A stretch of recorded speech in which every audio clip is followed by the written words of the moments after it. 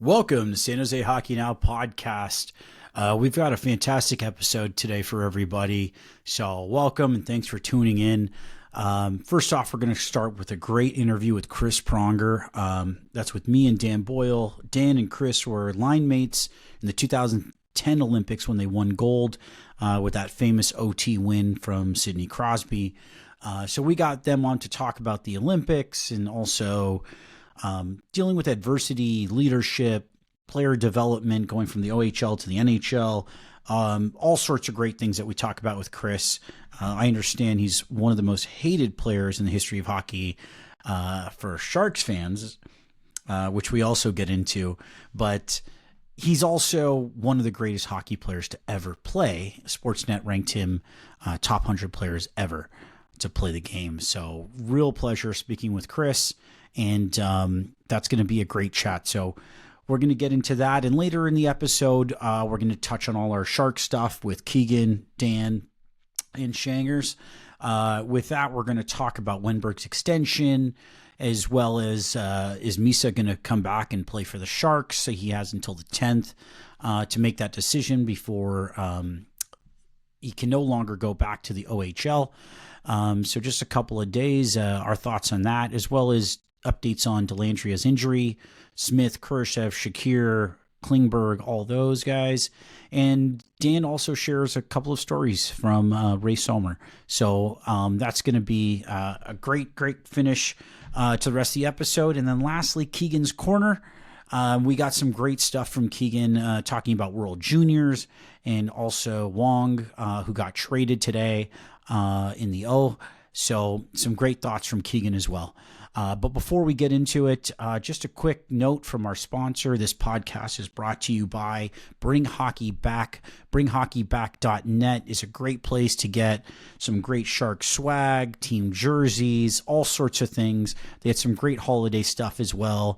So check out Bring Hockey Back by visiting BringHockeyBack.net. And don't forget to use our promo code San Jose Hockey Now for up to 15% off anything at BringHockeyBack.net. All right, so let's get right into it with our interview with Chris Pronger. See you then. What's up, buddy? Oh, look who showed up.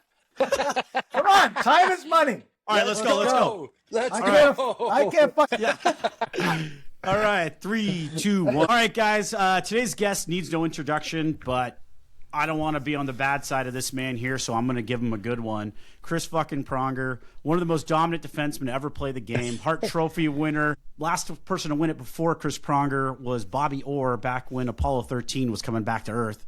Stanley Cup champion, Olympic gold medalist, ranked by Sportsnet as one of the top 100 players to ever play hockey.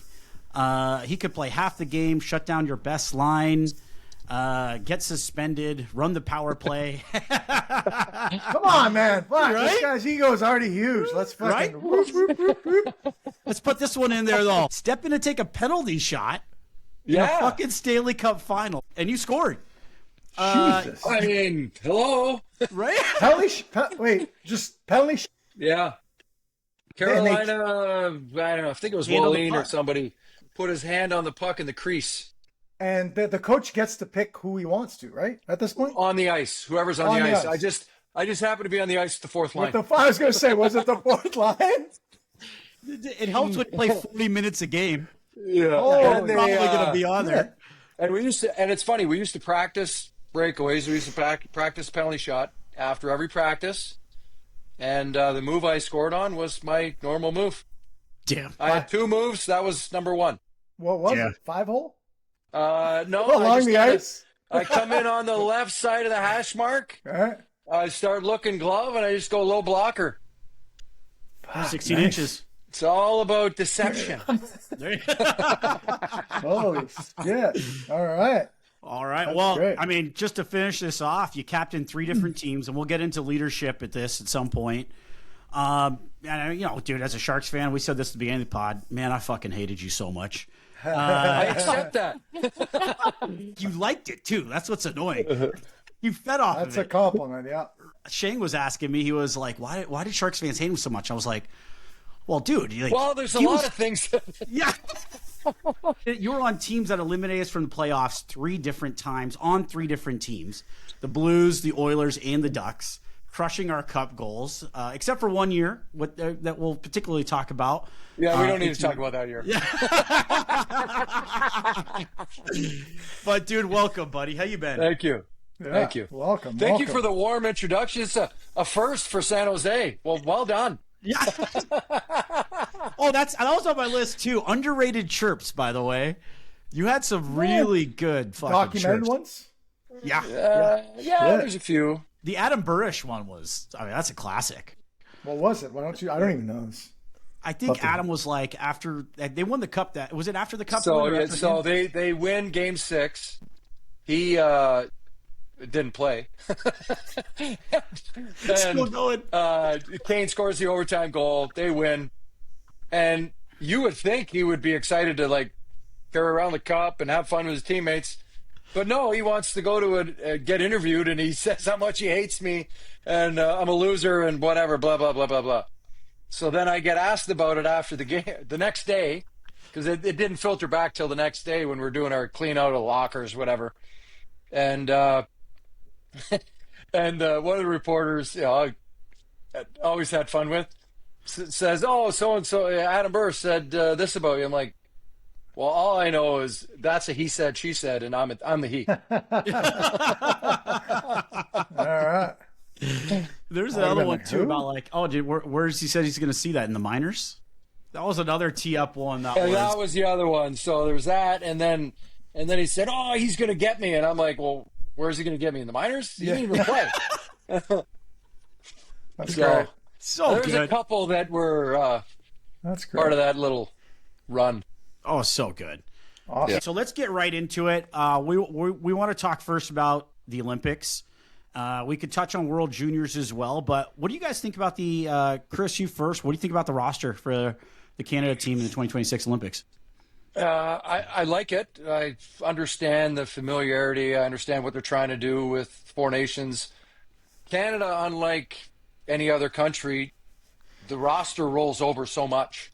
There's so many people to choose from that we rarely have teams where they have that chemistry and the ability to have played before together. A lot of times these teams are put together, and guys, if they haven't been on one of these teams, they've never played. They've always played against one another. Like Dan and I, we never played together other than the one time in the Olympics. Yeah. So it just, you don't get that opportunity. Unlike the U.S. development program and Sweden and Finland and all these countries, they all know each other. They've all played on different teams within their country, and so I think the fact that they're familiar, they won.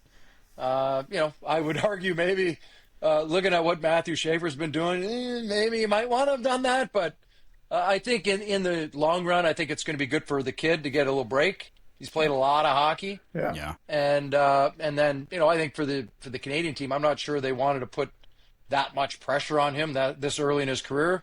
If things go a little sideways, if they get a lot of injuries and he's pressed into action and things don't go their way, I think they are looking at safety on the back end, players that they can rely on defensively, players that they've used in different roles before, I think is something that maybe they're looking at on the back end.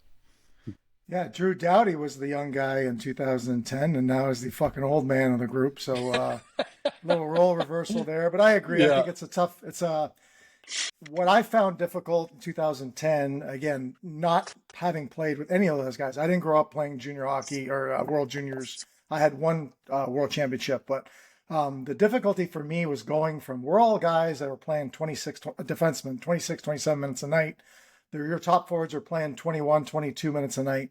And then you get on a team and all of a sudden your role is, I don't know if it's changed is the right word, but like you go from playing a lot to playing so much less, and it's a different role. So I know in 2010, early on, I wasn't used to not being on the ice as much, and it took a little adjustment. You got Patrice Bergeron playing 5-6 minutes a night. You got Jonathan Toews playing 12 minutes a night. So it's an adjustment because you're playing with a team loaded with stars. We all have to share the ice time. And I found that to be the most difficult thing to adjusting. But by the time you get to the medal games, you figure out your role and you figure it out by then. Yeah, you're trying to figure out all that. Plus, with Babcock, that was his first tenure as the coach. I had never done any of the drills. I'd never done any of the systems. Yeah. You're thrown into it, and we had a orientation camp, but we didn't go into the specifics of all that stuff. It was very surface level. That's and quick. then you get there and you're immersed in, all right, here's the system. Here's how we're going to, like, especially on penalty kill. My role was to be a penalty killer, and Jacques Lemaire had his system that was totally different to anything I'd ever done in my whole career. So now you're trying to teach an old dog new tricks, and you're trying to trust that, okay, if I step up here, your partner's going to be there and the forward's going to be there. And it was very uncomfortable in the beginning to try to trust it. And ultimately, as Dan said, I think, the further along we got, the more comfortable we got. And ultimately, I think that showed in our play as a team. We played much better as the tournament progressed. Yeah, I think more. That's why we lost that year in 2010.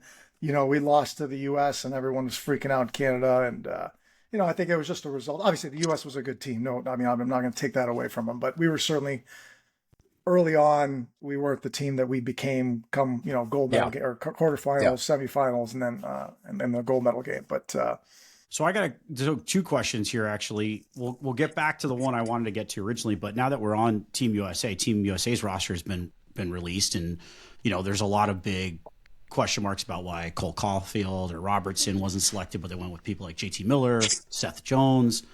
I was wondering your guys' thoughts on what you guys think about the U.S. roster. We talked about adversity and grit a little bit in the pre-talk, Chris.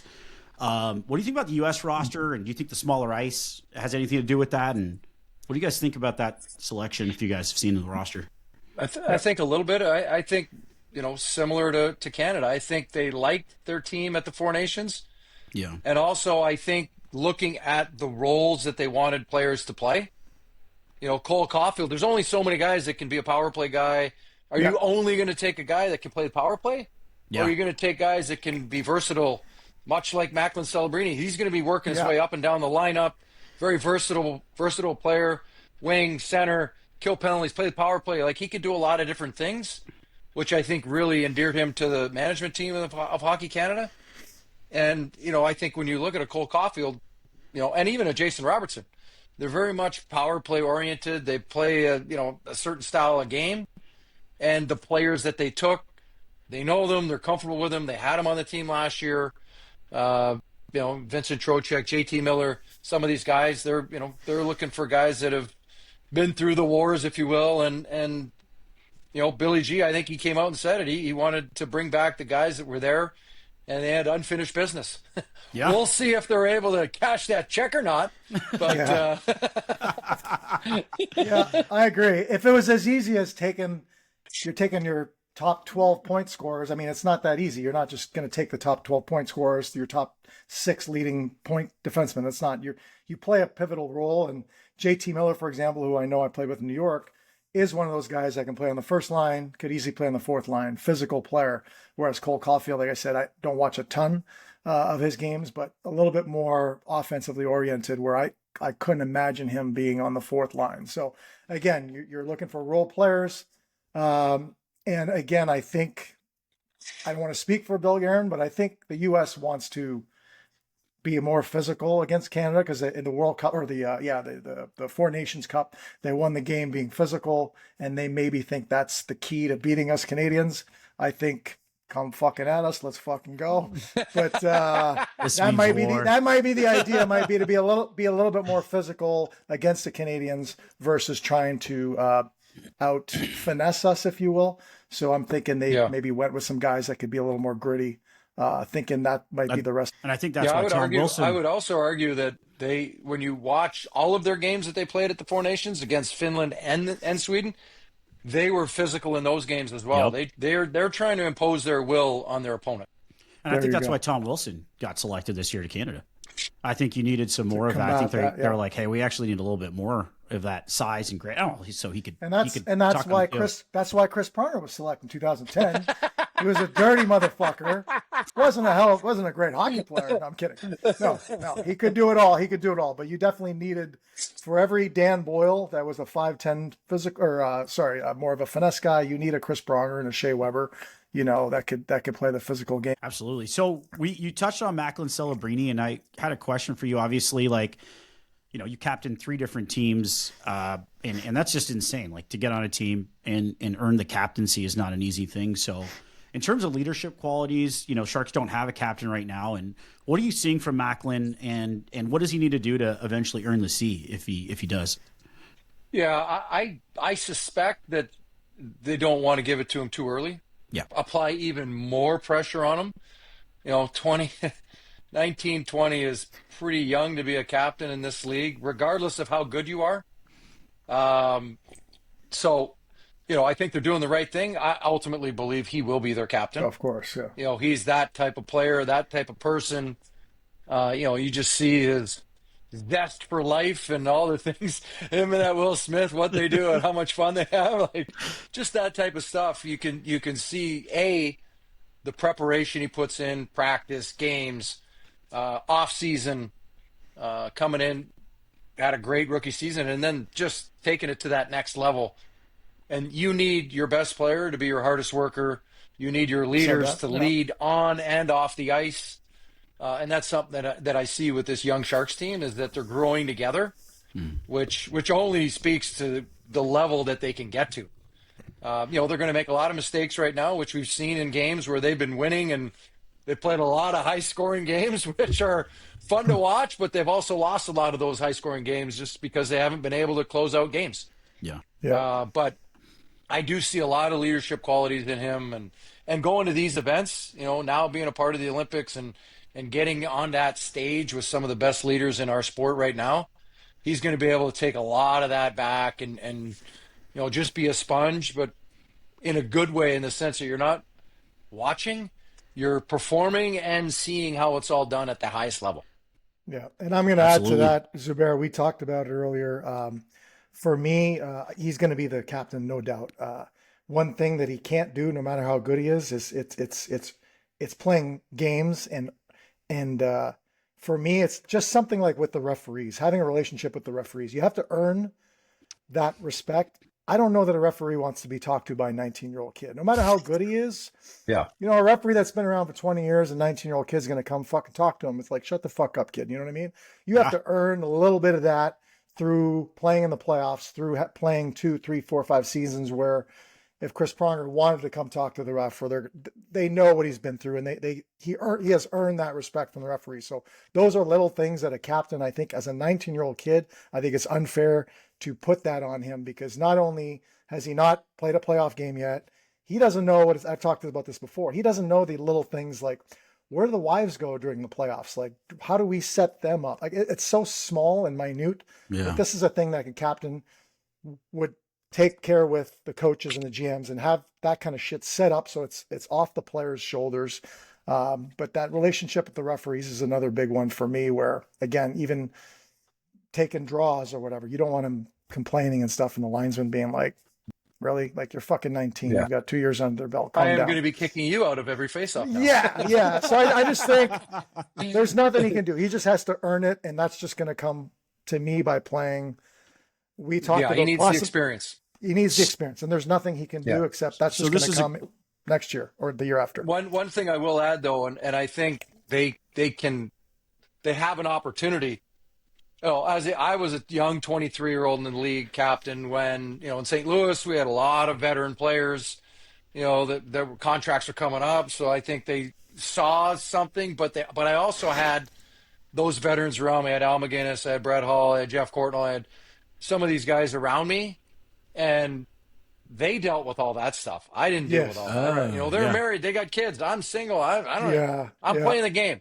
I'm the leader on the ice in the sense that I'm wearing the C, but you need a good supporting cast, as Dan can tell you. The captain does a lot, but you need that supporting cast around you to. Absolutely. You can't stand up every single game and call guys out or talk about good, bad, ugly, whatever, indifferent.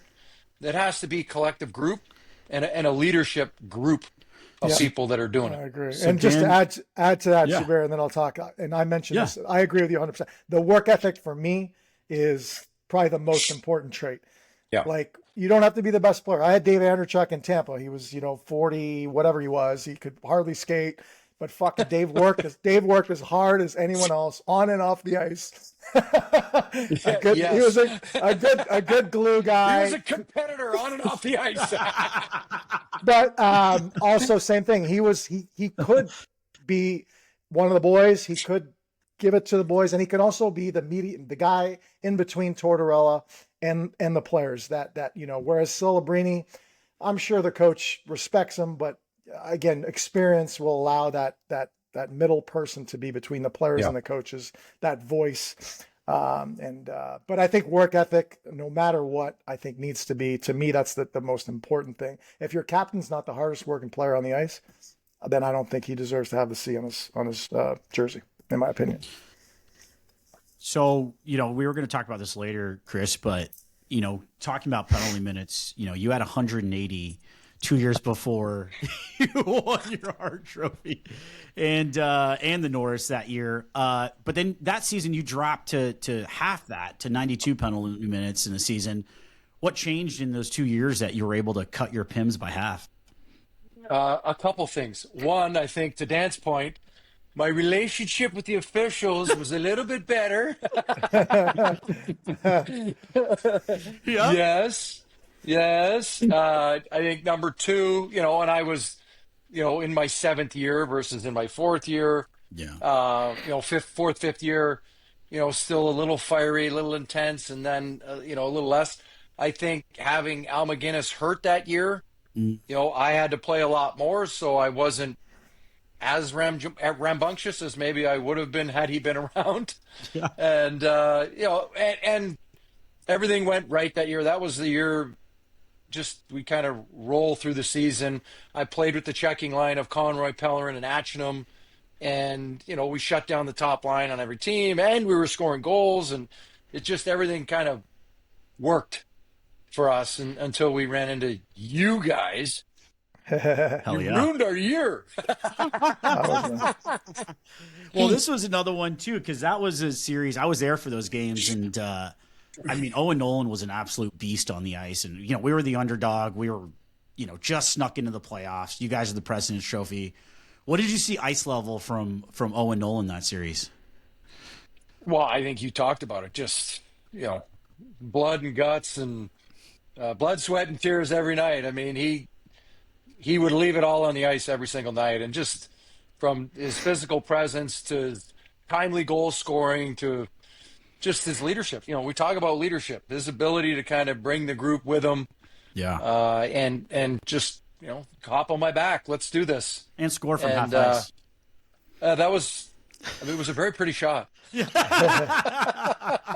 had wings. Yes. Somehow it found a hole, which that's all it needs. But no, he was fantastic, and he was a big reason why they beat us that year. So, Chris, I love that you talk about the growth that you've had as a player, and even from your fifth to seventh year, eventually getting the best player in the league, most valuable player in the league. As a result of this growth, and when I look at your career, it's like consistent, growth, and there's all sorts of adversity in the beginning, and coming from the O at 19, into the NHL, and we have a player like that, Sam Dickinson, right now. But the overall Sharks organization development is so key with our potential, with our prospects. But, I wanted to talk a little bit about development, and you've talked about adversity, leadership, and growth. What was the biggest struggle on the ice adjustment from the O to the NHL? And then to follow that up, you also struggled with some fitness issues. I think when you were with the Blues, you ranked amongst the lowest at 20 when you finally changed on the team. Then you're playing 43 minutes a night, later down the line in playoffs. What happened with fitness off ice, and also that transition period that Sharks prospects can learn from? Yeah, I think, and I, Dan and I kind of touched on it, but I think the hallmark of a true pro is consistency. Showing up every single day, whether it's in the gym, at practice, in the games, what you're going to get every single night. And it's preparation. It's making sure you're in shape. It's, you talk about it. The difference from junior to pro is that I could rely on my talent junior and play extremely well. You come into this pro game against the best players in the world. If you're not prepared properly, you're going to have good games, but you're going to have a lot of bad games. and I was on that roller coaster of, super excited when I played good, and then I was deep, dark doldrums when I played bad. Mhm. And the ability to find your way out of that, I really struggled. And early on in my career, all the problems that I had, and, you talk about the trade to St. Louis and Mike Keenan calling me out for being out of shape. I came dead last in the physical fitness testing, At 20, by the way. only to Grant Fuhr, our goalie. So I will take last place because Furzy was a little bit older in his career at that point. But no, but those are the wake up call moments that can make or break your career, and how you respond, the ownership that you take for those moments, kind of defines your career and helps you build that grit and resilience that your character needs to handle those tough moments. When you lose Game 7 of the San Jose Sharks as President's Trophy winners, you have to face that adversity and understand what it's going to take to get to that next level, to get past your arch rivals, whatever it is. There's a lot of soul searching, as Dan can attest to, when you lose heartbreaking games, and you're a player that's counted on to perform, and whether you play to your highest abilities or whether you struggle, whatever it is, there's a lot of soul searching and a lot of time looking at yourself in the mirror. Did you take ownership? Are you holding yourself accountable to your standard, your level that you expect? And then you have to figure out, what do you need to change to be effective? And the choices and decisions we make okay, I'm not going to work hard, or I'm not going to work as hard as everybody else. I'm going to work harder. And I'm not going to just rely on my talent to be successful. I'm going to take it to the next level. And then with each successive year, you look at the growth, your ability to keep evolving, the evolution of a career.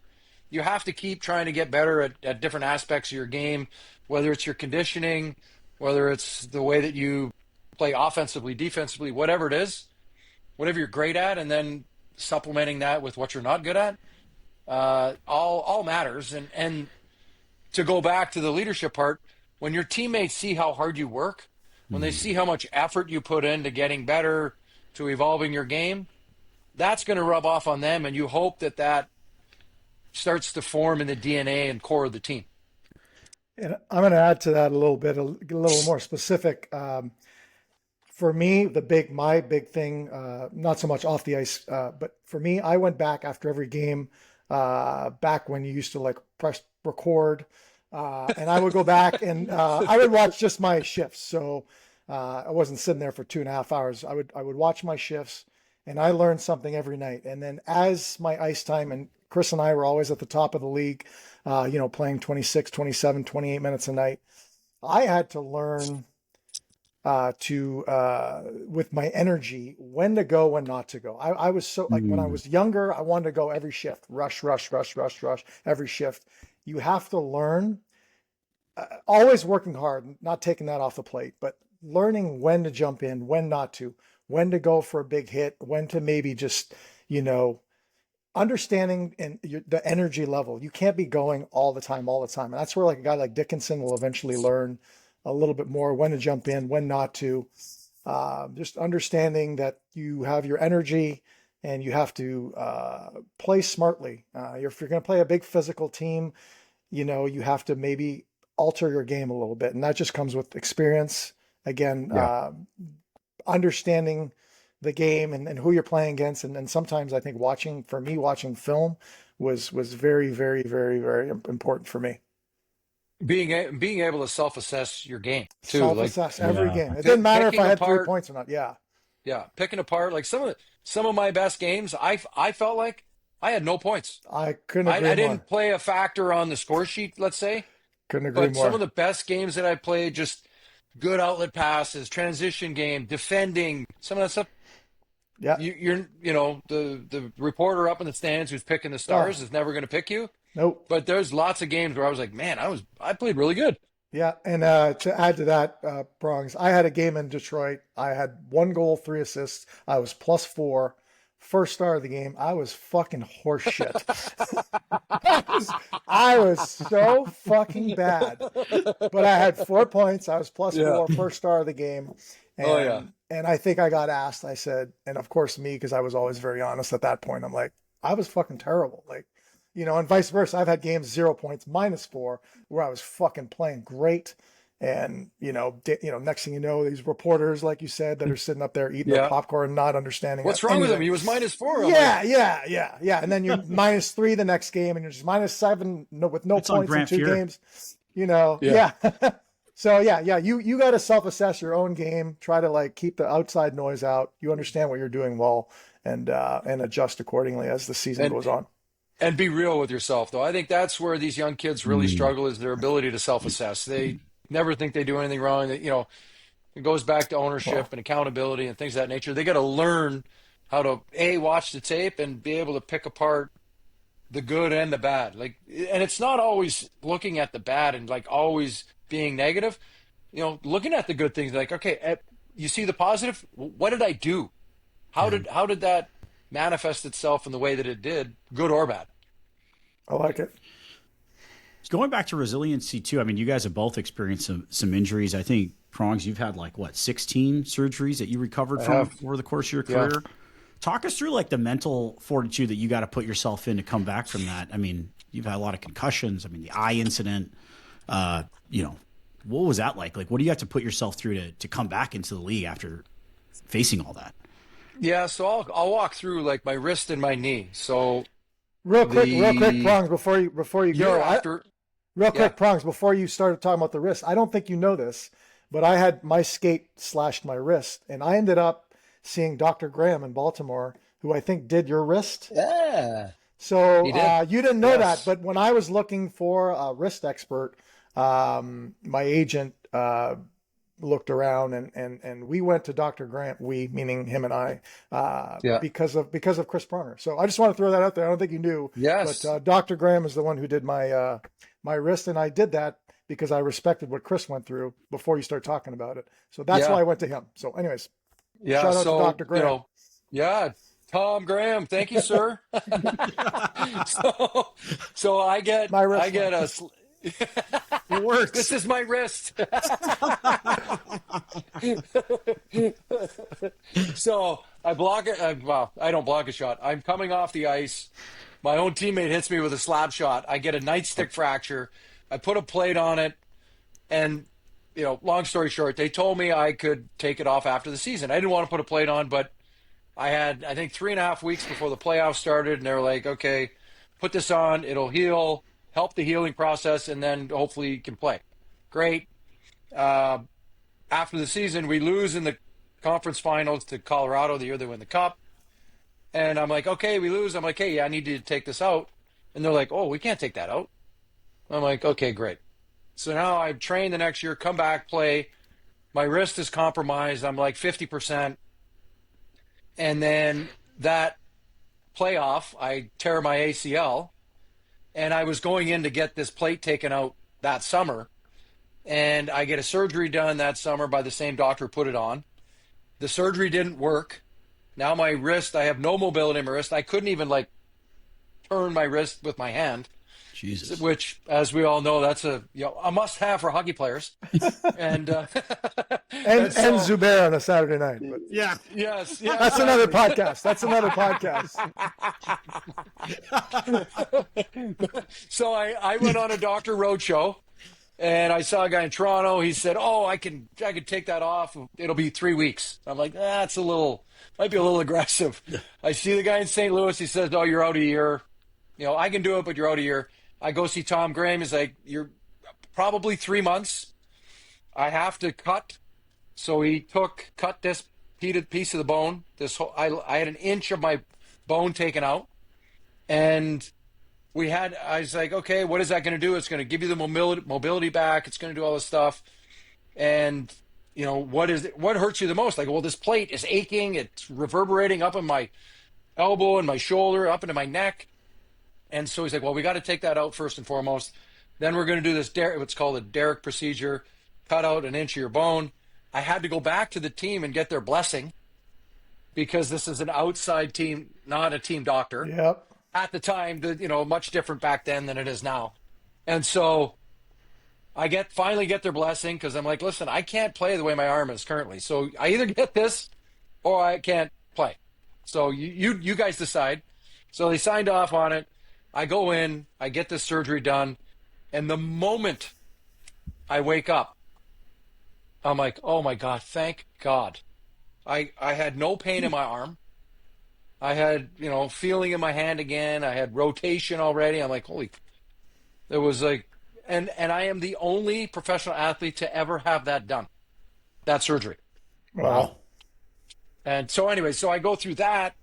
All the while I'm doing this surgery, I'm rehabbing my ACL, which I had that done, which was kind of like a byproduct and like pushed aside. But I was, being tall, I had issues with patella tendonitis and other things. So the ACL wasn't a great procedure for me, but I needed to get it done. And so anyways, at any point in time, you could easily have quit. You could have taken a shortcut. You could have done whatever. And, I think wanting to come back and only being able to and wanting to come back at 100% was either 100 or 0. I'm not doing it because I didn't want to compromise my abilities. I didn't want to compromise my game. I wouldn't have been the same player. I wouldn't have been able to do a lot of the things that I was able to do with my wrists. And so it was posing a lot of other problems with my shoulder and my elbow. So, we all have choices and we all have moments in our careers where there's defining moments, and that certainly was one of them. So I love that mental fortitude because I think a lot of people could just quickly look at Boilers or you, Chris, and just look at your accolades, but what they don't see is everything behind the scenes, like getting through those dark moments when you're not on the ice, and what you have to tell yourself, and the commitment and the resilience and all of that stuff. And there's another moment like that in your career that we kind of touched on that's a little more personal, but when you were with Hartford, you were on the sauce a little bit. Got a Dewey. Perhaps. Perhaps. Perhaps. Big boy, too. I don't even know how much that takes to and then, a couple, a bar brawl and that's an alleged bar brawl. Oh, yeah, you trespassing, was it not? You were 19? I did not get charged with trespassing. A couple other guys got charged with trespassing. Jesus Christ, Zubair. He's going deep down the trenches here. Well, I think that's stuff that people can learn from. I mean, that's the stuff that I like that when people are open about it, because you turned yourself 180 out of there, and it was like a consistent growth. Like, what gets you out of those dark moments, whether it's an injury or flipping things around in your career that other listeners could take from? Well, I think part of it was maturity. Part of it was experience. Part of it was taking a close look at myself in the mirror and how good of a player do you want to be? What type of career do you want to have? Do you want to have an average career? Do you want to be good? Do you want to be great? Do you want to be the best ever? And then if whatever you decide and whatever you choose, then all right, let's reverse engineer it. What is that going to take? How hard do you got to work? What do you have to do? What do off seasons look like? Are you off having fun, or are you digging deep in the gym and trying to prepare for those 3 and 4s and those long 7-game series that are an absolute grind that only the best survive?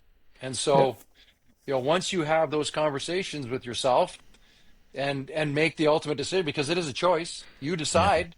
Nobody else gets to decide that. You're the one with full control of those moments. And so it's just you're working through the process of trying to figure out who you are, and being a little bit different with these kids now. There's so much more in front of them, and the internet and social media and all these things. I think they grow up much faster than maybe we did back then with no internet. But I just needed to grow up. I needed to figure out who I was, both on the ice and then off the ice. I think you bring up a good point too about like the challenges of this generation are somewhat different. It could be like phone addiction, but it's you still need to figure out like what is, to your point, like where can I execute some agency and take control over my situation to figure out how the best player that I want to be. I think I like the word will, like the will, and I think you know what? There are some players that are happy just being on the third line, playing 12 minutes a night, being in the NHL. They're good players, but they're happy being there. But the elite players, most of these They're Olympic, comfortable. most of these, They're most of comfortable. the, yeah, comfortable. Most of the Olympic players and your Sidney Crosbys and your Chris Prongers and, you know, your Macklin Celebrinis, they don't want to be the best player on their team. They don't want to be the best player on the ice that night. They want to be the best fucking player in the league. I know when I played, I wanted to be the best defenseman in the fucking league. Okay. Obviously, Chris and I played different games, but I didn't want Scott Niedermayer to be the best offensive defenseman in the league. You know, I wanted to be that. And it was the will to fucking do it. And that may mean different things, like you said, like your off-season workouts and watching tape or whatever it is you need to do. But I just think that even though everyone at the NHL level is very good, I think the elite are cut from a different cloth where they want to fucking be the best. And I think that's what Macklin Celebrini has, that, you know, maybe some of the other younger, really good players don't quite have. My opinion. There's a separation in their mindset. Yeah, What it's what that, they're willing to go through and what they're willing to do to get to that level. yeah. I Because like you love said, a it. lot of people are comfortable. They're comfortable. They're in Well, the you guys- NHL making $1 million, making $2 million, playing fucking 9 minutes a night. Fucking great. It's great. Yeah. But do you want to play or strive more, play more, do more to fucking not only be a third liner? And like, I remember talking about Zubs last year. They had this, is it Henry Thrun? Yeah. Like, Yeah. I just, I don't know the kid, and he sounds like he was a nice kid, but like, I just like want more, like fucking like Yeah. strive for more, like force the fucking coaches. Sorry about all the F-bombs, but I'm getting fired up. Like, like He's very what? fiery, this Dan Boyle. I know. Fuck. Just like, you know, like Yes. again, By like, the way, that's what made him so successful. 100%. you know, like I was undrafted. Then I was fucking 7th D-man in Florida, maybe 8th D-man. I was playing 4th line forward, only power plays. I was like, I could have been like, okay, this is just my. This You is could have this is- accepted that. this is you my could have path. accepted the role. Yeah. And then it took a trade to Tampa, but I was like, fuck you, Torts. I'm not going to accept that. And I forced them. And that's kind of what I want to see. And again, I don't know Henry Thrun very well, but that's the kind of the will to like not accept whatever it is you got, always strive and aim for more. All right. I love it. To get a little nerdy on you guys, it's like, I love that you said will, and then you said mindset, Chris. Dan, you said will. And when we get in the neurological level, it's the AMCC specifically. There's a part of your brain region called That's the a little too anterior much for Chris and I. mid-singular Yeah. What? cortex. Well, your guys' is gone at this point. Too many concussions. But no, this part of your brain is really interesting when you start to exude discipline and focus on goals. It's an area in your brain that starts to expand and grow, and it grows extremely fast. And biologically, it does that because, like, you have to do stuff that sucks in order to survive. And so it needs to expand and grow really. So super interesting that you guys say that, because that's part of the brain region that focuses just on that, called the AMCC. All right, we just lost a bunch of listeners, Zubair. They're gone. They're on Pluto now. Yeah, I'm the asshole. You're on Uranus. They're on Pluto. I think this is the stuff that people need to hear, and you talked a little bit about in the about the the World Junior game the other night, and facing adversity. I think this is a lot of what your new book is about as well. So I wanted to talk about that real quick. Tell us about your new book. It is, yeah. Little part memoir, part life lessons gleaned from my early days and career, and it comes out April 14th. ChrisPronger.com. All right, let's go. Right before the playoffs, a little food for thought for the playoff stretch run for teams. But really just talks about some of the things that we talked about, a lot of other things. Those early days in Hartford, getting booed every night at home. My first year in St. Louis, getting booed every night at home. The toll that it takes, and the pressure you feel, and the weight of expectations, and that dangerous word you guys are hearing right now in San Jose called potential. Yeah. And living up to it and fulfilling it, it's it's a lot of pressure on these young kids, and understanding what it's going to take. I think they seem to have a better understanding, but if they can self-assess correctly and then dive into questioning themselves, what do they want, what is it going to take, And are you willing to do what it takes? It's one thing to know those, but are you actually willing to do it? Yeah. Because a lot of times I think you hear a lot of lip service of, oh yeah, I'm going to do it, I'm going to do it, I'm going to do it, and no, you're not. You don't know what hard work is. You don't know what being the hardest worker in the room is. You don't know what that feels like. And so for some of these kids, it's really questioning, taking a hard look in the mirror, and figuring out. Because I know I had to. I had to figure it out. It wasn't all roses along the way. I had a lot of doubters, a lot of haters, a lot of question marks, a lot of home fans not appreciating maybe what I was currently doing at that particular moment, and I needed to evolve and change, and was fortunate enough to be able to figure that out in enough time to not get shipped to another new team. Yeah. And I think that's where you see some of these kids where they're at. So what would you tell Luke Hughes, who got booed the other night? What would you tell him? Give us a little snippet from that advice. Yeah. To Dan's point, watch the video. Watch the video. What do you like? I know he scored 2 goals on his own net. I've scored goals on my own net. It happens. I have too. Like it goes in off your shin pad, or it accidentally hits your stick. Like these things happen. But how are you going to respond to it? Is more importantly the question. Are you going to let this define you? Are you going to let the booze bother you that much? Are you going to? Yes, it hurts. It sucks. It is painful to hear the hometown crowd boo you, but it's only going to create more grit and resilience in him if he's able to come out the other side. Yeah, I always like to use anything like that as motivation. You somehow internalize it. Everyone's going to process it differently. And again, playing on the road and getting booed, awesome. Playing at home, getting booed, tough on the ego. Go watch the tape. Are you being lazy on a play? Are you, and if you're not, then fuck them. Like shit happens. Puck bounces over your stick, goes to the guy back door. Boo! Like, okay, that happened. But were you lazy? Did you make a fucking lazy mistake? So just learn that. Try to like chew on it, and the next time you go out, and again, I'm getting all fired up again, but like use that as a motivation. My motivation doesn't have to be everyone's. Was to always like fuck you guys. I had a very fuck you kind of like a fiery like attitude to prove those doubters, haters wrong. So that would be my advice to him. Just watch the tape. You have to Dan's point, you have to use it as fuel. Mm-hmm. You have to use it as motivation. You can't use it as the woe is me, I'm going to go quit now because I got booed. No, you use it as fuel. Like, oh yeah, I'll show you how good I can be. And then you go clean up what you got to clean up and you become a better player. I agree. All right. So to that, I got to roll, Zubair. Yeah, me too. I got to roll Chris. too. Thanks, Jan.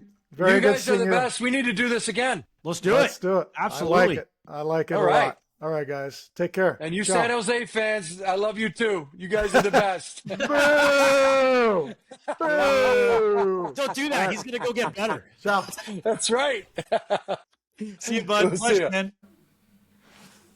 All right, so we had some astounding news for the Sharks. Well, astounding news for the Sharks that haven't really added anybody in years. Every trade deadline, the Sharks are thinking about, let's break this team apart. And this time, the Sharks may not be doing it. They just re-signed Alex Wennberg to a 3-year, $18 million extension. Again, 3 years, $18 million. Now, Alex has had a very good season for the Sharks. He's a big reason why the Sharks are 4 wins over 500. But what do you guys think about this?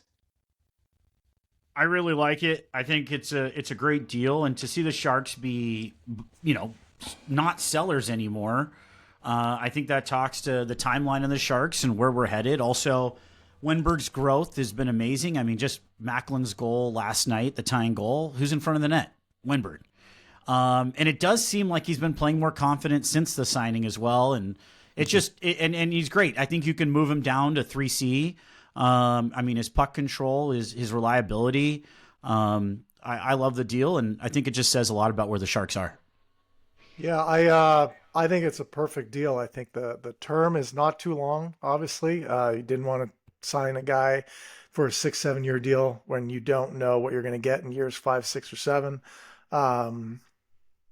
As a 3C, that's a high number, right? But he's been playing so well. He's been such a factor every night, offensively, defensively. But What I like the best is his puck control. You just said it, and it just seems to. He's one of those guys that can calm things down by holding the puck, getting the puck out.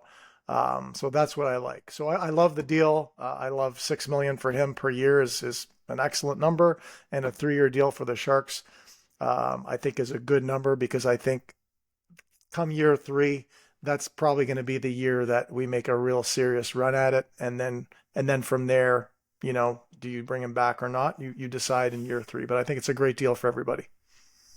Yeah, gonna echo pretty much what everybody said. I really like it's not going to be that much money in the future because the cap is going up by a lot. So $6 million for your 3C might be just your going rate for your good 3Cs in the future. And then, he can kind of, if he needs to, right now he's kind of in the 2C role for the Sharks. And as we maybe get a guy like Misa or Smith, whoever maybe steps into that 2C role in the future, he goes down to the 3C. I think it kind of naturally, he fits, right? He's a good defensive player. Like you said, he calms things down, controls the puck really well. So right now he's like exceeding a little bit of his expectations. But even if he doesn't, I think it's still a great deal. And he mentioned, or it's been mentioned, that he wanted to be in San Jose like really badly, and that's just like one of those building blocks of guys wanting to be back in San Jose. And it's good to hear him say that. And we got him in free agency and then re-signed him. Yes, it's a lot of money for him, I think, a lot in quotes, but it just kind of shows that the people want to actually be here. The players actually want to come back to a team that's winning, that's improving. So that's my biggest takeaway is no more are we selling, and maybe hopefully players actually want to come and be part of this thing, because it's going to be big. So I think it's a great deal all around. I like that. No more will we be selling. That sounds like something that Tommy Hurdle would say. Yeah, no more. I wanted to add to it that. So last week on the show, I said that the Sharks could be selling more, or might be selling more than you suspect, and I might be wrong about that, because I had been checking in on the Wennberg thing, and when I checked in a couple weeks ago, or whenever I checked in, that it seemed like there wasn't a lot going on there. Now, I hadn't drawn a conclusion to it, but at that time, it didn't seem like there was a lot going on. So that kind of that I thought might be a pointer to where the Sharks were going. I still don't know about Mario Ferraro. He's the other big Sharks UFA. And so I really wonder what's going to go on with him. That's going to be another kind of pointer to what Mike is thinking, the front office is thinking. But I think, though, that this is, like you guys have all said, just really important signal that the Sharks aren't going to be selling everything. They won't be selling the sink, the post, and all that kind of stuff this trade deadline, as they have been doing in previous trade deadlines. Doesn't mean, though, that, like I said, that for a guy like Ferraro is coming back, though. I wonder if, Wennberg is somebody that maybe they've chosen ahead of some other people. I wanted to add one more point too, or two more things. Actually, no, just one more thing. I already did mention how a lot of people are talking about how Wennberg is blocking prospects. Again, I talked about that. I did an Instagram post about that. Like, take his job. If you're Philip Beestead, take Wennberg's job. If you're Michael Misa, take Wennberg's job. And Wennberg is versatile. He can go to the wing. If you're Michael Misa and you cannot take Wennberg's 2C job in the next couple of years, that's a problem. So at least for the Sharks' long-term planning, I think. And the last thing I wanted to mention that I think is underrated in all this is that Wennberg is an example of actually another kind of devalued asset that the Sharks picked up and have turned into more than he was when they picked him up. When the Sharks signed Wennberg, he was coming off a disappointing playoff run with the Rangers.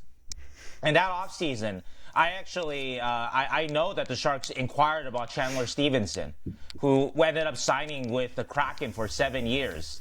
And I know the Sharks weren't going to go 7 years for Stevenson, so I think that was a big part of it. So Sharks made the wise move going with the shorter-term contract with Wennberg. If you're Seattle and you have the Stevenson contract for 7 years, you might take Wennberg back on a shorter deal. So anyway, I want to give the Sharks props for that too. That's another example. We talk about Mackenzie Blackwood, Jake Wallman, Mikhail Granlund. The Sharks giving a space to talented veterans who are at that moment, they're not at their highest market value. and giving them a good space to regain that value and go beyond it.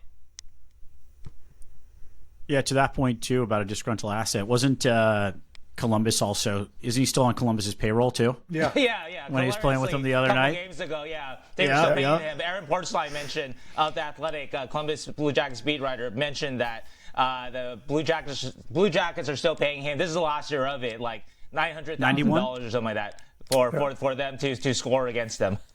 Yeah, and he had a good game against Columbus as well. So congrats, Wennberg. Happy to have you here. And so moving on to the next talking point today, Misa, obviously, we'll talk. Keegan's going to talk a little bit more in Keegan's Corner about his performance in World Juniors, won bronze. But, a little bit interesting that, what happens to him next. So I think Shang has some points on Misa maybe coming back to the Sharks. So, Shang, thoughts? So, Michael Misa, interesting topic. So, the World Junior Championships just ended. Michael Misa is back in San Jose. Came back a couple days ago, a day ago, I think. And interestingly, Michael Misa did not travel with the Sharks to LA. A lot of fans were wondering why not put Misa in for Ty Dellandrea, who just got hurt, and we'll talk about that in a little bit. But I think looking at that, before we get to the kind of the big thought of Michael Misa, that my understanding is he is going to stay with the San Jose Sharks. And I wrote an article about that, about the logistics of the CHL trade deadline. We actually talked about that last year. I think in relation to Keegan, you would remember, maybe with Casper Haltnen, but we had talked about the logistics of the CHL trade deadline, which is January 10th, I believe. And you have to be on a CHL roster with that team on January 10th. So Michael Misa, if he is going back to the CHL, has to be on that roster in a couple of days. Saginaw's roster, or Saginaw trades him to another OHL team. He has to be on that roster. And from what I understand, all signs are pointing to him staying in San Jose. But I wanted to mention the one thing about Misa not going to LA to play for the Sharks.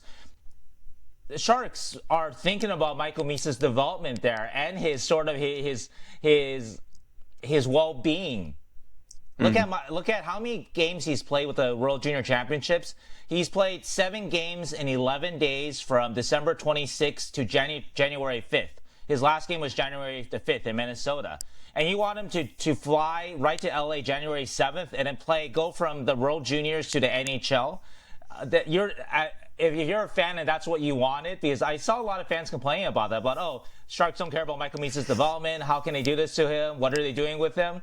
And the Sharks are thinking about his development and thinking about his well-being by not making him jump from juniors to World Championships after 7 games in 11 days. So giving him a little bit of a breather. So my understanding is that Michael Misa will be at Sharks practice tomorrow, Friday, January 9th, next scheduled practice. And he will be available for the games on the weekend. That's Vegas and Dallas on the 10th and 11th. And once Michael Misa is on the Sharks roster, basically on the 11th, that means he's staying. And so there's a lot of implications to Michael Misa staying, of course. Now, first, the Sharks do have to clear a contract spot. They're at the maximum 50, and so someone will have to go. Wonder who that will be. My best guess is maybe Nick Leddy, but we'll have to see about that. So they'll have to deal with that. They do have a little bit of space with those 50 contracts, though, because Michael Misa is just at 7 AHL games. And so it's not until he gets to his 10th NHL game that they'll have to figure that out, what to do or how to. That's when his contract counts. That's when the first year burns on his ELC, and that's when his contract counts against the maximum 50. But also a lot of implications too, besides the sort of the cap roster gymnastics, but just what that does to the Sharks lineup. And so anyway, do you guys have any thoughts about that decision? Michael Misa staying with the Sharks. I will say one thing that. We had Craig Button on last week, and he may have convinced me that it's maybe just best for Michael to stay here. So go listen to that, guys. But go ahead, guys. My 2 cents, and I won't talk too long, is they won a couple games. Those guys, Regenda, whoever, they've earned their spot, and it's Misa went down for World Championships, for the juniors, but some guys stepped up in his place, and I don't think it's fair to take out somebody right now with the lineup that they've put out the last couple of games that has done well, has found ways to win. So that's my 2 cents. I think Regenda's kind of one of those guys that stepped in the top 6 role and has done obviously pretty freaking well. So you're not going to remove him just because someone else is coming back. So I think obviously he'll find his place in that lineup again. But right now, I think you keep going with the guys that are playing well. Yeah, but kind of jump in there, Dan, with one thing though, that Michael has to stay on the Sharks roster, so he's taking someone's roster spot no matter what. There's nowhere else to put him. I just meant on the actual ice. Yeah. Yeah. Well, no, but that's going to lead to him maybe taking somebody's spot on the ice, just because you can't have him sitting forever too. So just that's. Well, sort of just, I'm saying yeah. if you take Letty out, he's not necessarily taking someone's place on the ice. Right. Correct? Right. No, that's fair. But So, I agree with what you're saying though, because it's like it's almost like everybody's playing. Not everybody's playing well, but everybody's playing well enough that it's like you can't really take somebody out, right? And sorry, and I'll let you talk again. And the other thing I wanted to add, and I forgot. Again, I'm not a coach. I'm not a GM. I have no experience. I don't want to see him on the 4th line playing 6-7 minutes. Yeah. If I personally, I want to see him on the 1st, 2nd, maybe a 3rd line, but I think that 2nd line is that spot that I want to see him in. So I don't want to just put him in the lineup, put him in on a 4th line and have him play 6 or 7 minutes. Sorry, Keegan, to cut you off. No, there. but like even with, we have like a lot of guys out, Dellandrea, Kurashev, Will Smith. There's a lot of guys that fit in that top 9-ish role, and even with them out, it's like we're still having trouble forcing Misa in. So I do wonder how he's going to be able to force his way on the lineup unless he plays like very well every night, or if this is going to be a spot duty kind of thing, like he throughout the rest of the time here is he plays every 3rd game or something like that. But we'll see. I there's a lot of, I guess, we kind of glossed over it, but like, yeah, they could send him back to juniors still, right, until they could still send him back, but they likely won't until January 10th. Yeah, that's what I mean, but they likely won't. But it's just interesting that we kind of like, I don't know, we Button made a good argument, like you don't want him go back to juniors. He doesn't have anything to learn, but if he's not playing with the Sharks, it's like, what is he learning by not playing, other than being in the locker room, being with the guys, working out with them, that kind of thing, which probably it may have value. But Misa's not played that many games this year at all. Like, he did play 7 games in the last 11 days, but before that he was injured. He only played 7 games with the Sharks. So this is a pretty big development year for him. I wonder how they manage that, is all I'm saying. Like, I think they're hoping for a lot of growth from him that he still has to show. He was good at the World Juniors, but I think there was definitely times when he kind of went to the background a bit, and it's gonna be tough. Sharks are playing well, like you said, Dan. It's tough to say like he deserves it over a guy like Regenda, or Gaudette's had moments, and Ryan Reeves will be in and out of the lineup. But you're right. Are you gonna put him in Ryan Reeves' spot? I don't want him there. Yeah, so it's tough. I don't envy Warzo and Greer to figure out how to solve this issue, because it's tough. For you want him to do well. He's a very big part of this future, but how do you do that? So and I'm not sure if he's going to listen, but like my advice to him, and again, I've never been a 19-year-old in the NHL, but we talked about it with Pronger, Zubair, and I, like just looking at tape and not striving to be better. Prongs and I, obviously, we got at the same spot different ways, but we both faced adversity. Prongs went through some injuries. I went through frickin' not getting drafted, not getting in the lineup. You have to, at some point, again, this is just my opinion, everyone. It's not the gospel, but Misa's going to have to at some point look himself in the mirror and be like, is this how I want the next half of the year to go, or possibly the year after that? Or do I want to go and take fucking Regenda's spot or whoever's? Do I want to put Wennberg on the 3rd line? Go and fucking get it, to what Shanger said earlier. And next time he gets his opportunity, which may, obviously he's got 3 more games in a couple days here, but like, go and fucking take that spot. And that's kind of what I want to see. And again, he's a 19-year-old kid. He's young, and but that's kind of what I want to see from him, because I haven't seen enough from him in the 7 games that he played, where he's showing me that that's his spot. That's my 2 cents.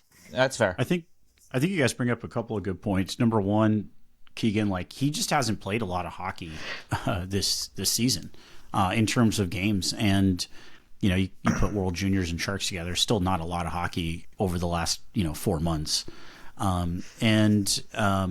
What I think is interesting about that is where the Sharks are now compared to when he last played. You know, now we're in the playoffs and we're playing really meaningful hockey. And for him to get into the lineup now, I think what you're really going to want to see from Misa if he's in the lineup is the defensive side of his game. I think, you can't be a liability out there pushing for playoffs. Not to say that he was a liability when he was in, but I think that's really what's going to earn him a spot in the roster is if you put him in the lineup at this stage, he's got to be contributing to the Sharks' run. They're playing good hockey right now. And earlier in this season, there was a lot of young guys making mistakes. Dickinson was in that lineup. Askarov was in that. And you kind of got shadowed by everyone's mistakes, but they've sort of cleaned that stuff up. So I think for Misa to stay in the lineup in these meaningful games, like last night against the Kings, that was an important game for the Sharks. Misa's going to have to be thrown into that. And to Craig Button's point, he also said that's where Misa shines. So we'll wait and see. Let me add to that, Zubair, as someone who played 18 years and practiced a lot. Shark fans aren't going to see it, but like starts in practice. Go out there, be the best fucking forward on the ice in practice, and make that fucking coach put you in the lineup. So when they're practicing their power play and they throw you as the there are ways when you don't get in the lineup. There are ways. Go and be a fucking dominant player in practice and then force those coaches to put you in. And that's kind of where, that's the shit that no one sees. It's the effort you put in the gym, okay? The effort you put in on tape. And when there's practice, your one-on-ones, your whatever drills you're doing, be the best fucking player out there. So that's where it starts. Then you earn a start on the ice or during a game. And then you fucking take it over from there. Yeah, I think that's kind of, it's not a problem, but that Misa's got this not go with the flow energy, but like he's making a lot of right plays, and like Button said, he's good defensively. He doesn't often make that egregious error, but he also doesn't take over all the time. Like he's very much especially during this World Juniors, he was kind of there were little moments where he has these special plays, but then the rest of the time you're like, where's Michael Misa? I haven't really seen much from him at all, and he's kind of just making the connecting plays and getting to the right spots, but not dominating. So I think he has more to show, and when he is on it, it's he's special. He's 2.5 points per game, whatever he put up in the OHL. The kid has it. It's just not every game does it come out, and that's what if he's on the third line or if he's down on the lineup, I think he's just going to play a safe game and hope that he can kind of stick, is which kind of what we saw when he was here overall. So I don't know. We'll see. I am excited because we are playing meaningful hockey, but still keeping an eye on what Misa's going to be able to do, and then when Will Smith gets back too, because he's still developing. So is Celebrini, for God's sakes. These kids are all under 20, and Misa's 18, not even 19. Oh, sorry. He's 18 still. Yeah. Till February. Yeah. I think that if the Sharks are going to bring Misa back, I think that the Sharks development staff has earned overall the last couple of years, the benefit of the doubt. Yeah. And obviously we saw this with Will Smith, but we also see other players that have developed under this development staff have grown, guys like Ostapchuk and Colin Graff. And so if they're seeing that Misa is ready for this and that he will get better as the rest of the season goes, then okay, then let's see that play out. I think that's a part of it, because while I do agree with Dan that his NHL tape has not overwhelmed me either, that the makings are there though, and I don't look for him to dominate here. And maybe at World Juniors he should have maybe taken over more. But with the Sharks, though, you just look for him to kind of make those connecting plays and to be defensively conscientious, which he is capable of both. And so if he can do that, and of course, the Sharks have an opening at third line center at the moment too, so there is a little more space for Michael to play up the middle. But overall, though, if the Sharks development staff thinks that this is the right place for him, it's kind of maybe a rock and a hard place between this and the CHL. NHL isn't the perfect place for him. The CHL isn't a great place for him either. Kind of with like Sam Dickinson, you just go for the lesser of two evils, so to speak. And so that looks like the NHL. And just to button up this point, I changed to what button up this point. Yeah, right. There's promote our episode again. That's good. There's I think the only difficulty is before, when the Sharks development staff could play out with Will Smith last season. That's a little easier when your NHL team is last place and Fair. Hockey isn't as meaningful. I think that the leash has to be tighter with all the Sharks players. I also think there's more insulation with the way they're playing, which will help him. But at the same time, like to Dan's point too, if he's also not taking and earning that position, I think you have a little bit more meritocracy because, you need to put the lineup that's getting you in the playoffs at this point. Yeah. But you did bring up a good point about an opening in the 3C position. So Sheng, talk about Dellandrea and his injury and what you know about that. Yeah, we saw, unfortunately, Ty going hard to the net against the Blue Jackets a couple nights ago. Denton Matejchuk tripped him right into Jet Graves. And lower body injury, he went hard. He had to be helped off the ice. And he looks like we'll get more of a update on Dellandrea tomorrow. Sharks practice on Friday. But Warsofsky said that he is out for a while, and week to week at least. And so that we're just guessing, that's probably into the Olympic break. And so that's going to be a good chunk of time there. Olympic break will come probably at a good time for Ty there. And first of all, that kind of play is a tribute to Ty Dellandrea's season. Been going hard at the net. Granted, his production hasn't been as high as you want. He has 11 points in 42 games for a 3C. But I do know that Ty's been playing through a lot of injuries, though. And so, again, that's just what he did. His injury is just a very Ty Dellandrea injury, just playing his hardest, kind of a high motor player at all times. That's what Ty has shown this year. And he's done a really good job of that. Also wanted to mention, too, plug another podcast, too, that Zenon Konopka, who was on a couple episodes ago, said that he loved working with Ty on faceoffs, and Ty leads the Sharks with a 52.3 faceoff winning percentage, so the Sharks will miss him there, too. And also, too, Ty was a top penalty killer. Him and Colin Graff formed the Sharks' top penalty killing pair. And so yesterday, they moved Zach Ostapchuk with Barclay Gaudreau to the second pair, and Alex Wennberg with Graff up on the Sharks' top forward grouping on the PK. But anyway, so Ty will be out for a while. And so that leaves a spot open. Yesterday, Adam Gaudette jumped in at 3C, and Adam has been 4C most of the year. But again, example of a younger Shark taking somebody's job. Zach Ostapchuk took Gaudette's job, and actually that made the lineup longer and better because Gaudette has offensive talent, as he showed last night and with his goal. And so Gaudette now is able to kind of, before Dellandrea's injury, Gaudette was able to kind of rove around and play third line wing. I think he played wing for Macklin too, for a game or two there too. And Adam has that ability to kind of move up and down in the lineup. And so he's a candidate for 3C. Michael Misa obviously is going to be a good candidate for 3C too until he takes Alex Wennberg's job. And so this is all overall, anyway, a good problem to have, that you lose a guy like Ty Dellandrea and you're not panicked, right? You actually have too many players, just like Dan said. Someone's going to push, looks like someone's eventually going to push a Pavel Regenda out of the lineup unless he keeps scoring at a goal per game pace. That's a good problem to have. He might. And couple things. The Dellandrea injury, if they already know that he's probably going to be week to week, I wonder if this is some sort of fracture, because the way he went in and just kind of went right on that knee into the post. We've seen a bunch of guys with lower extremity fractures from that, so I wonder if it's a fracture. Can I add, actually, one thing I forgot to mention, Keegan, just to, sorry to interrupt there, but Warsofsky mentioned that the Sharks kind of played that third period for Ty.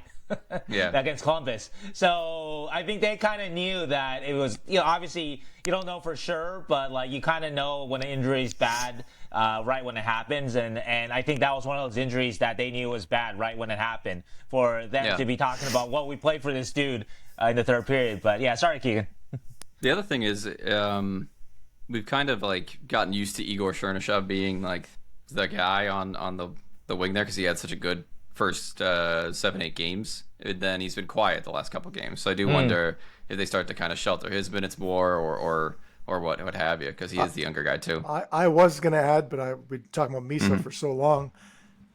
Anyone you put with Macklin Celebrini, I mean, honestly, I'm not the coach, but like even like Colin Graff has kind of like dropped back a little bit, and that's just it's opportunity. It's but like playing with Macklin Celebrini, you want to put Misa up there for a couple. I know he'd be on the wing or whatever, but like not a bad idea either. And then but Macklin drops down or turns, you know what I mean? Anyone who plays with Macklin freaking Celebrini is gonna get better. Like they're just gonna get better. Like so, if you can make the plays and keep up with them and everything, I think. I mean, obviously, not right now because they're winning games. But like, if there's a little lull or a little dip in some performances, maybe you put him with Celebrini for a couple games, get his I don't know, his confidence up, and he's gonna probably score a goal or two just by being on the ice with Macklin. Because I mean, that goal last night, the tying goal, was fucking amazing. I was like watching a video game and pressing the acceleration button. Yeah, and it was just like that's what it made me think. It makes me think. Yeah, you know, like press the A or the X button to get that acceleration button. The combo move. And then the whatever that is. And I remember when I said he was top 3. I may have shortchanged him. I'm going to change it. He's getting better. He's a top 3 right now. I think you can argue that McKinnon and McDavid are. I don't watch those guys play enough, but I think Macklin Celebrini is without a doubt a top 3 player in the league right now as a 19-year-old. I think the question is he the second best player in the division? I think we still have to concede McDavid and the Oilers for sure. But I'm not conceding that. I'm not conceding that. You're not conceding that? No. Well, let's see McDavid's faster. And let's see what John Cooper thinks. Highlight reel as well. McDavid wins. But I guess I don't watch McDavid enough. I mean, McLeany. Celebrini is that fucking good. Literally, after that goal, I said, "Man, what a goal, what a player!" And then I think it was Randy was like, "What a goal!" And then they were like, "I could celebrate." I was like, literally, the moment I said that. And then he stayed. And then he stayed in overtime for again 2 minutes, which could be perceived as selfish, but I'm like, no, fuck it, leave him out there. He goes off. He goes off for a little bit. I see him on the draw, and then he's scored or gets the assist on the winning goal. So he stole the when puck you're and that got good. the assist. Yep. No player on that team is going to go, what are you doing? No, you're that good. You give us a chance to win every time you're on the ice. Get on the ice. Yep. It was amazing. That goal was unreal. And just to, Greer said it when we drafted him. He was like, he's a gamer. He's an alpha. And when the game's on the line, like that's the best Macklin that you'll get. Right. And that's incredible. Like, how many games did he just will us to wins this season? Right? Like, just him, like, carrying the team on the back. In LA, like, he gave a show out. I saw Emma Roberts downstairs yesterday in a hallway, and she wanted to meet Macklin Celebrini. There's, I think, pictures of that on the Sharks' socials. So Sharks have a couple of other injuries right now going on: Smith, Khrushchev, Shakir, Klingberg. And it's all, to me, it just speaks to a lot of the depth that we've built here. I mean, Regenda coming up, and, our pipeline is deeper than we thought. Gaudette moving to the 3C position, and Ostapchuk's filling in as the 4C and doing a good job. And, we talk about, our blue chip prospects, but there's all these other development players that are doing a great job stepping into the NHL right now, and still winning with these guys in the lineup. So, Shane, do you want to talk a little bit about these injuries? Any updates on Smith, Khrushchev, Shakir, and Klingberg? Yeah. So Khrushchev, congratulations to Khrushchev. He was announced as part of the Swiss Olympic team. And, in relation to that, I double checked with Ryan Warsofsky yesterday in LA about Kurashev's health. And the Sharks have been saying that they believe that Kurashev is progressing and will be ready for the Olympics.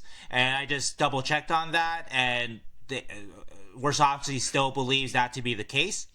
And it made it, talking about Kurashev, made it convenient to ask about Will Smith again. I know that the Sharks coaching staff must be annoyed about being asked about Will Smith because we're asking every few days. It's like, we told you 3 days ago he's week to week. So, that doesn't change in 3 days. But anyway, though, Smith is also the same timeline. They're still pretty sure that they'll get both back before the Olympics. And Shakir, unfortunately, just was put on IR, and so he's going to be out for at least a week. And at some point, of course, with Shakir, hopefully he can have a good stretch of health. I do want to remind people, because people have written off Shakir as injury prone and whatnot, and there are many players that they go through a stretch where they just can't shake the injury bug, and then they have a long stretch of health. Erik Karlsson is a great example of that, right? Remember when he was injury prone and suddenly he pretty much hasn't missed a game in 3-4 years. One of Dan Boyle's old teammates, Rob Blake, when Rob Blake was in LA, if you look at Rob Blake, his early career with the Kings, he 3-4 years, actually the prime of his career, he couldn't get on ice on an every night basis. And then, 5 years into it, he gets healthy and he wins the Norris Trophy in 1998. So I'm not saying that Shakir is going to win a Norris Trophy like Erik Karlsson did in 2023 or Rob Blake in 1998. What I am saying, though, is that writing off a player as injury prone after a couple of years is a dangerous business. I wouldn't do that. So anyway, let's hope that Shakir can get healthy quick and find his game. Sharks do need. We talk about the Sharks just in general defensively, and he's going to be a big part if the Sharks do make a playoff push. I think they'll need him. He's that talented. Finally, John Klingberg. John Klingberg is also out through. Well, he might be an option for this weekend. That's what Warsofsky was saying for the weekend games. But the Sharks have clearly missed him, I think. So kind of his creativity on offense. Klingberg has 9 goals. I think the rest of the Sharks defense combined, that's Mario and Orlov and Shakir and all those guys. Maybe they have 6 or 7 goals. I think Mario scored an empty netter recently. But anyway, though, that's a tribute to Klingberg's threat offensively.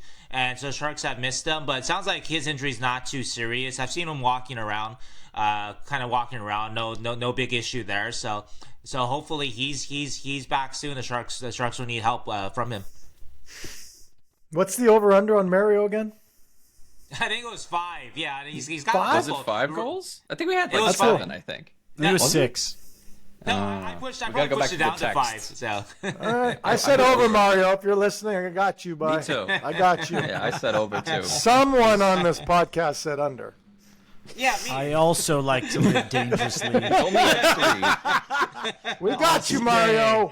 5 If it's over. 5, we are I totally love in you, the Mario, rag. but We're yeah. fine. You played really well. I Yes. wonder, like we talked about last week, like is this a brewing extension or a brewing trade? Because like that, it feels like we got to go one way or the other soon. Again, I know nothing. I have no inside scoop. I think he's going to have to take less money and less term than he wants to stay here.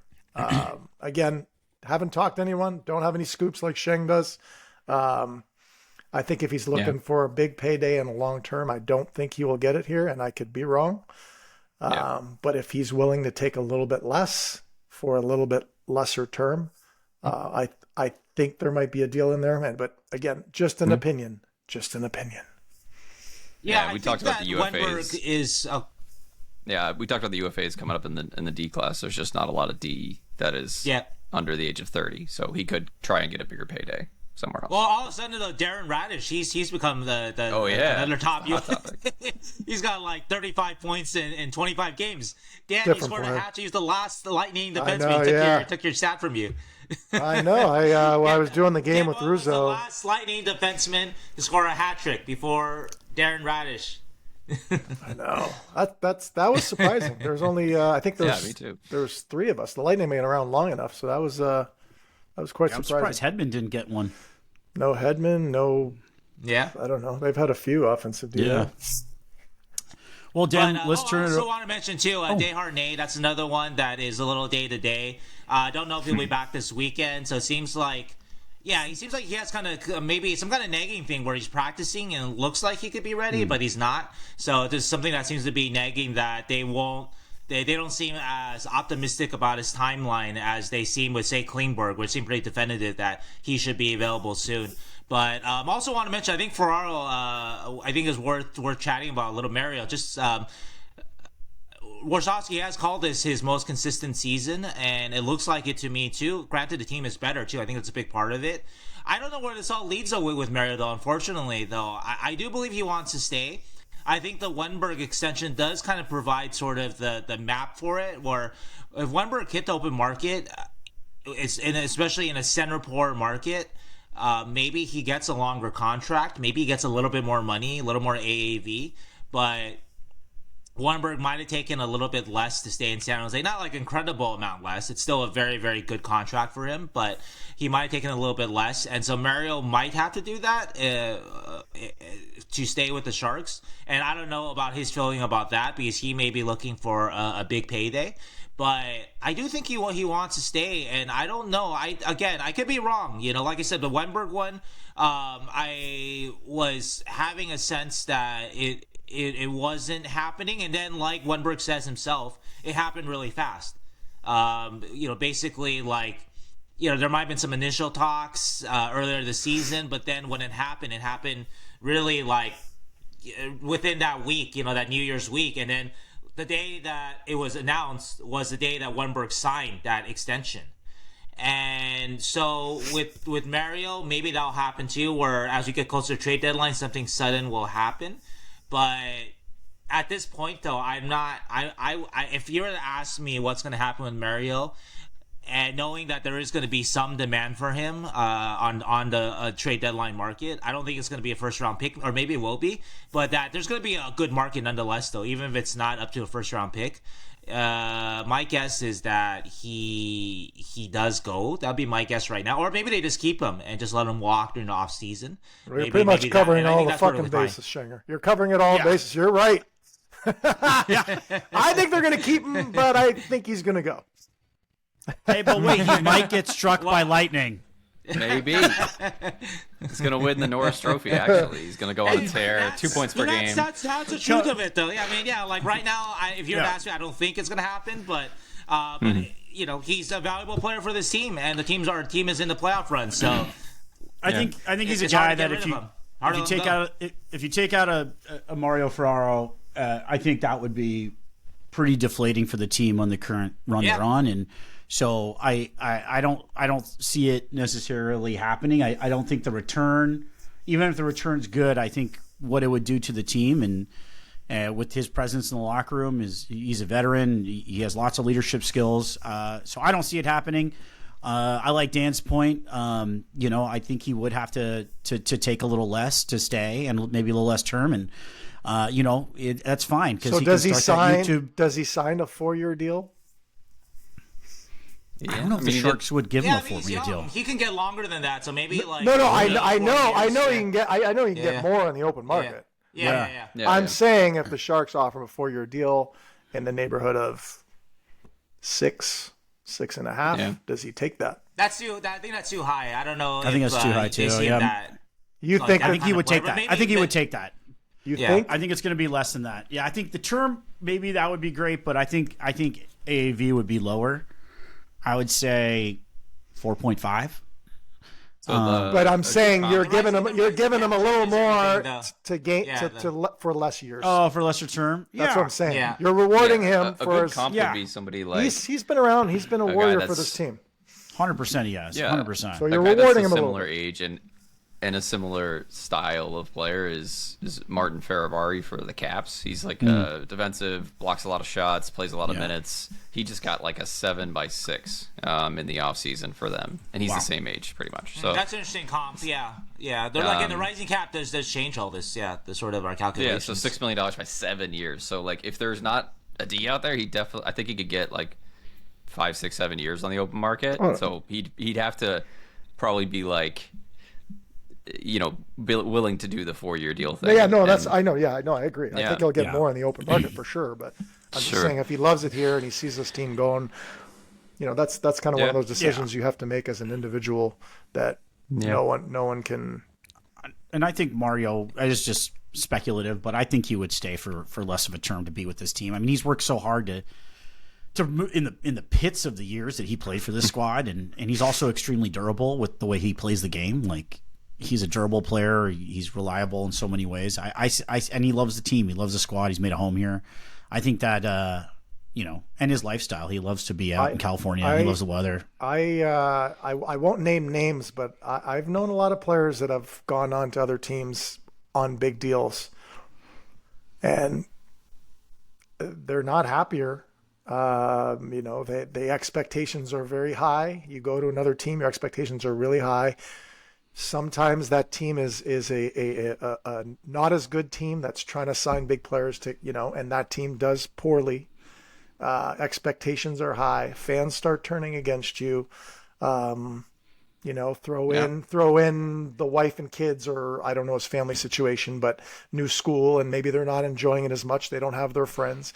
All of a sudden you're a year in or you're 2 years in and you're like, shit, yeah, I'm making more money, but the Sharks are here they are, competing for the Stanley Cup, and I'm sitting in team X, Y, or Z and out of the playoffs.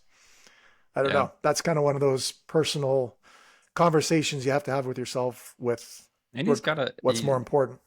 Sorry to cut you off. You got to think like Zubair mentioned, he's been through some really rough times. Like, does he want to go and sign that $6 million 7-year contract with a team that's on the bubble or getting worse, or like has the ability to spend that, and then he's back to he's a minus 30 at the end of the year. If he can get it on a team that's a Stanley Cup possible, that's a steal. Yeah. Then you got to think about that.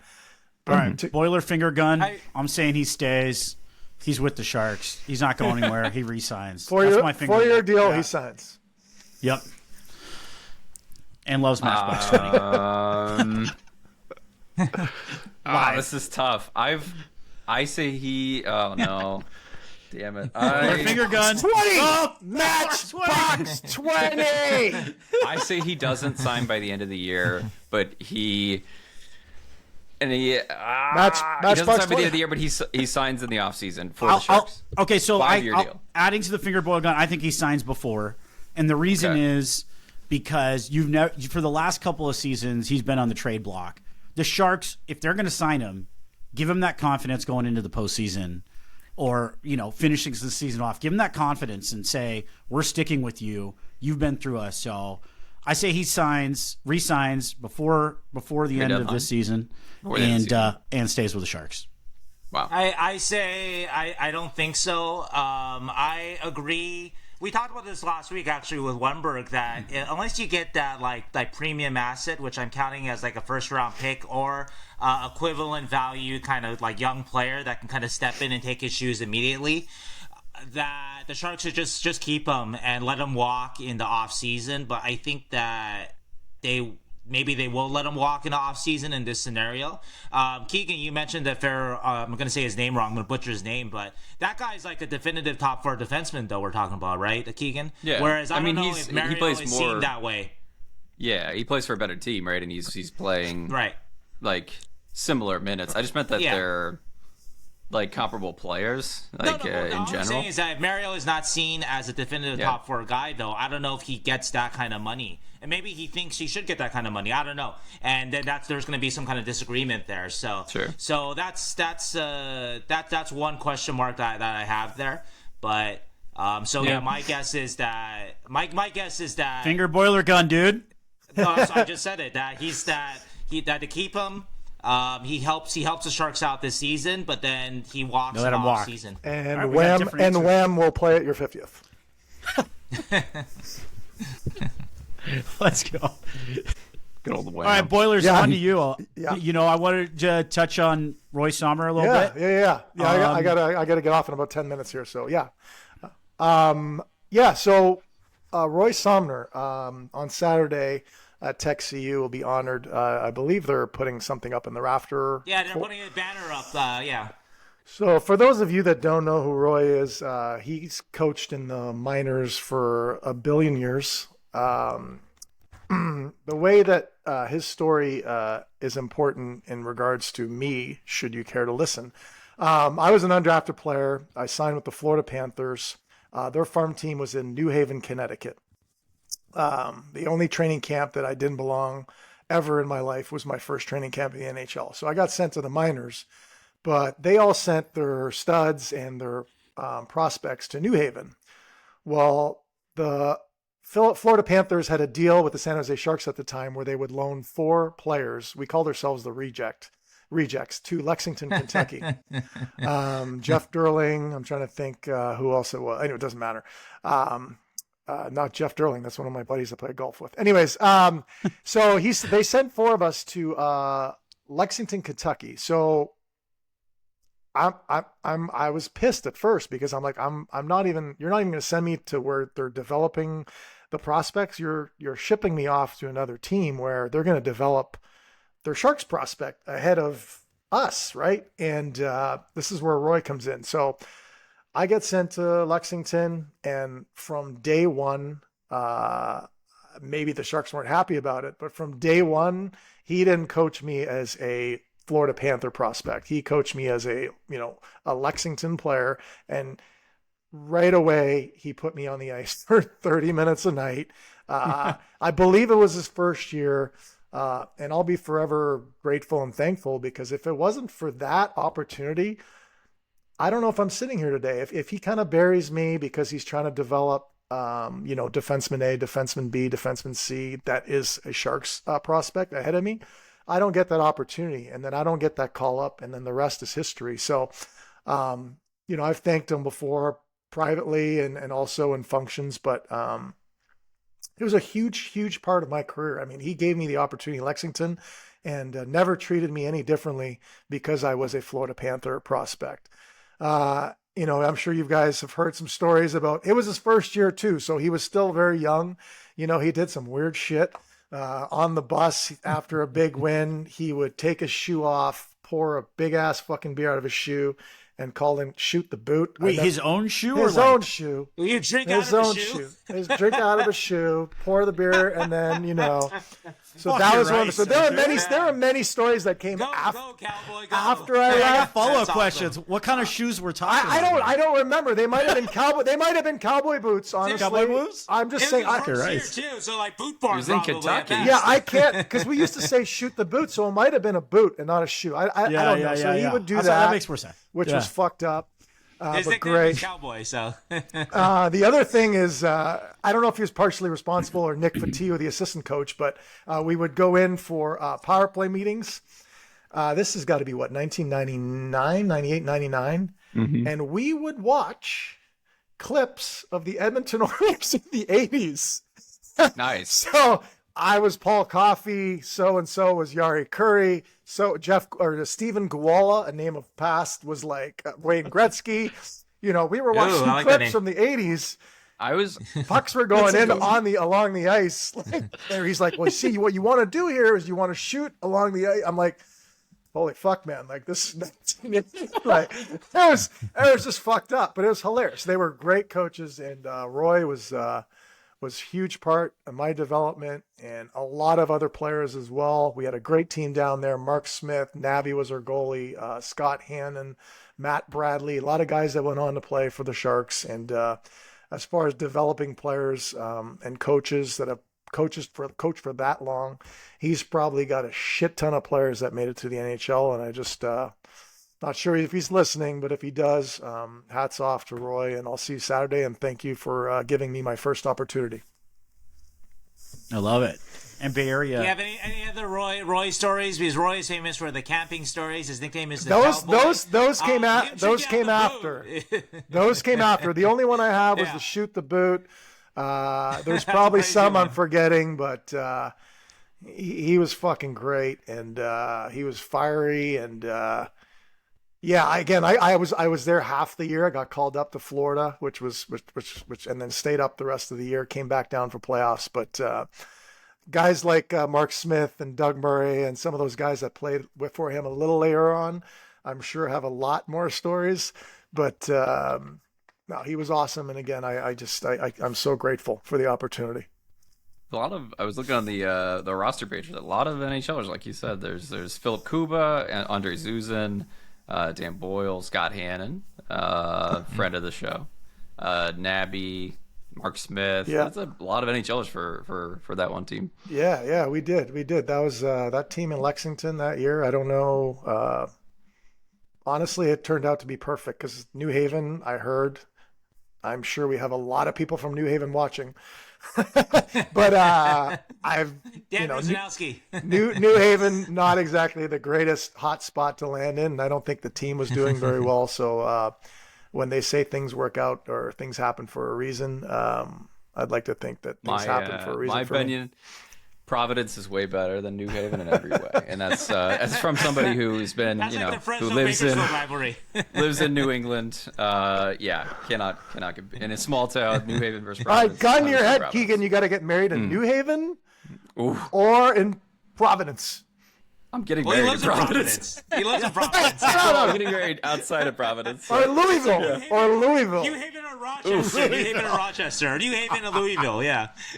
I've never been to Louisville, so okay. I've never been to New Providence. Haven, I guess. So. Well, it's a great little town. You've never been there, like the AHL or anything? I don't think so. Like I said, I played half the year. I don't even know if there was the Bruins, right? Yeah, the P Bruins. I don't know because I was only there half a year, and it's a huge thing here, Providence. The P Bruins are big. It's like the only team here. So I don't think I ever played in Providence. Yeah, great little town. Plug for Providence. Love it. All our Providence listeners, boys. I'm gonna have to get off. So thank you again. And then we have a new trade announcement too. So you hop off. Just had a trade. Sharks. We should tell Boyle before you get I'll stay on for that. All right, Shanger's what do we got? Live on air. Yeah, Blackhawks. So the Sharks have acquired Laurent Brossoit, the goalie, defenseman Nolan Allan, and a 2028 7th rounder from the Chicago Blackhawks for Ryan Ellis and his contract, Jake Furlong, and a 2028 4th rounder. Oh, interesting. Misa's on the squad. That's interesting. Yeah. So is Laurent Brossoit? He's been injured for like 2 years. Is he coming back, or is he injured for the whole year? No, he's playing. He's been down in the AHL. Yeah. So. He is. Okay. I need to check around on this because this is really I need to see how Nolan Allan, for example, played last year with the Blackhawks, but this year though he's been kind of stuck in the AHL. But he was a high pick, 2021, I think, 2nd round pick. He was he's end of the first. He was like 30th or something. End of the first. Okay, so so he was a pretty decent prospect there. That might explain sort of the value the valuation of the draft picks, why the Sharks are sending a better pick back. But Brossoit looks like actually a very nice improvement for the Sharks goalie depth. Going from Nedeljkovic to Jacob Skarek, and give Skarek credit, Barracuda have had a good year, but Skarek doesn't have a ton of AHL experience, whereas Brossoit has a lot of AHL experience, so that's maybe a little more ideal for a year 3 hole there. And Nolan Allan looks, I need to check around why he hasn't been with the Blackhawks this year. Assume he wasn't good enough to break to break camp with them, but he's a guy that, like you mentioned, was a high pick not that long ago. So interesting. What are we going to do with Carey Price? Yeah, right. I'm getting off. Just I'm an idiot. What are you doing here? I thought you were gone. All right, later. Bye. Yeah. All right, couple things I want to mention. So yeah, Laurent Brossoit, I guess he came back because he was injured all of last year, right? Right. And so then he came back and he's now in the AHL. But he is playing now though. He appears that he is healthy right now. So then I don't think we're clearing a roster spot with this, are we? Like a contract spot. No, this isn't a roster spot. I thought we were. This is probably, you're right. You're right. Getting rid of Ellis's contract. I mean, that could be part of it for the Hawks. And then maybe they'd I'm not really sure. I've got to wrap my head around it. Yeah. Both. It's an interesting trade. Like Ryan Ellis isn't good out. Yeah, for sure. Like Nolan Allan and Brossoit are probably upgrades on, Furlong and in their top 6. Yeah. Oh, definitely. Yeah. Furlong was in and out of the lineup for the CUDA. Yeah. He had never taken off as a prospect like the Sharks hope. Yeah. Like we all like Furlong. Yeah. Yeah. Hasn't really done too much since he's gotten to the AHL. You really hope there will be some development there. So I think it's an interesting trade. I guess it doesn't solve the issue of contract slots, but it is something to interesting, I guess. Yeah. Well, we I have like another it just for the Brossoit part. Yeah, but go ahead, Zubair. Oh, I was going to transition to another trade, and then we can move into another trade. What other trade? What another trade? Wong OHL trade with Ah, the Sharks okay. prospect. Oh, no, that's where we're gonna save that. That's for the corner. Well, hold that. Yeah, We gotta wait for the music. Yeah, well, I was going to cue it in. I was going in order. No. Is there anything else that we want to say about this one before we go? Yeah. Well, I said I want to say like Brossoit, just let's look at his contract. I just find this to be a very interesting trade, kind of the implications of it. So, but yeah, Allan though, as a guy that at least even if he's not a legit NHL guy, he's a guy that last year was able to play 40 games, right, and not be shelled. That also helps out the Sharks too if they need. Well, they already have plenty of defensemen, but just in case though. But the Barracuda, if you looked at them to start the season, defense looked to be their biggest weakness, and so I think that is very helpful for them that you add a guy like Allan down there, and so anyway, Brossoit's contract. Maybe he's not. Maybe he's not file. He's listed at like 6'1". 6'2". So maybe I'm wrong on there. 6'2", I think. I thought he was a smaller guy. Last year, I remember though. I did a story about Tyler Toffoli, and I talked about Tyler Toffoli's old man game, and he made Nolan Allan look bad on a play last year. But granted, it was like Nolan Allan's like 5th NHL game. It was early in the season in Chicago, but. Anyway, I'm trying to find. Oh, okay. Let's see. Cappedia. I'm sorry, Cappedia. Mixing Puckpedia has a trade up. So I'm gonna make sure about Brossoit's contract. It could be Chicago just trying to clear. Oh no. Brossoit is actually a UFA after this year too. His cap total is a little bit high to 2.15, but it's not that high. It could just be. It sounded like I was reading an article by Ben Pope, Chicago Sun-Times, buddy of mine, Blackhawks beat writer, and it sounded like they were looking for a trade for Brossoit. So maybe that's part of it too, where they just were looking for. Trying to do a solid for a veteran that's a great room guy from what I'm reading, be it for the Barracuda or the Sharks. He's a really good backup for Winnipeg a couple of years ago. Was really good backup, and then signed that deal and then got injured. Didn't play all of last year, and then he's back. I guess I didn't realize he had come back. He's a constant in the San Jose Hockey Now podcast. Sharks need a goalie. Hey, how about this Laurent Brossoit? He's been pretty good. Can he take on a larger role? Discussions over the last half decade. So yeah, can he step forward? And good asset management too. Like if Brossoit plays super well in the AHL and there is somebody in the they can either keep him for an AHL run, or if he gets called up at any point, then he could be a trade asset too. I don't hate it. You're just trading a 7th for a 4th for a goalie that actually has value, and then a better defense prospect. So I think that's great. Yeah. 2028 4th. Like, who cares, right? You'll get that back. 2028 4th. That's where you're trading in Chicago. So you can get that back. Yeah, it's no big deal. Downgrading from a 4th to a 7th. Honestly, very minimal change. It's good depth. Yep. Yeah, it's good depth. What year is the 7th? Did we get an extra 7th? It's 2028. No. Oh, so it's 3 years away. Sharks get. I'm sorry. Yeah, Sharks do get that. Yeah. Mm-hmm. So cool. I think it's an interesting trade. I wonder if this is just Miker waking up from holiday slumber and we get a bigger trade coming up. There you go. Well, the Sharks in their way, kind of adding. It's a small way, but they're arming for the Barracuda playoff run. Oh my God, they're arming for the Sharks and the Barracuda playoff run. It's a new day in San Jose, guys. Yep. This NHL trade alert, which I think is that the Twitter account that sometimes doesn't have the most accurate reporting. Is it NHL trade alert? Or is it NHL trade rumor? I'm not really sure. Yeah, but... Okay. Well, this one was... Apparently, Friedman mentioned the Sharks are interested in guys like Sherwood and Mangiapane. But that was from today. Well, Friedman says it. If they're taking what Friedman said, then... I mean, the interest in Sherwood we've talked about on the pod. Mangiapane I hadn't heard yet, but... It sounds like kind of a Sharks kind of guy, though. Don't know about his contract, but... Yeah. And I know that they haven't been the happiest with him since he was acquired. He hasn't had the best time in Alberta recently, but he still plays with a lot of grit.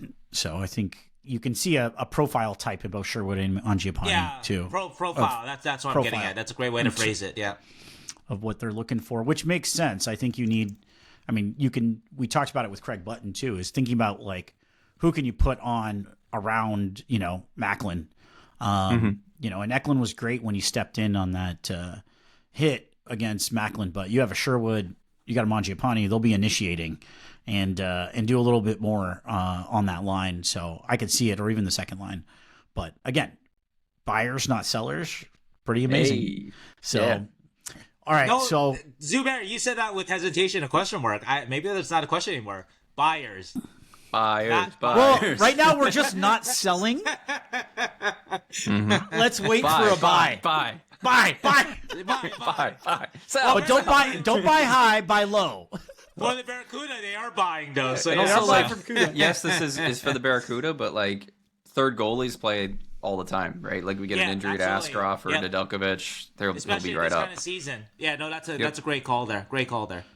I will say, like, Greer's always said, like, he's going to let the young core dictate, whether the Sharks are ready to essentially buy or sign long-term contracts. And we talked about it many times. It looks like that timeline is moving up. I think Macklin is dictating terms. Yep. Yeah, it's Exactly. So this is interesting, though. This is interesting to note because this is also technically a Mike Greer draft pick chick for a long, right? Because he's dealt a lot of Was he players. 2022?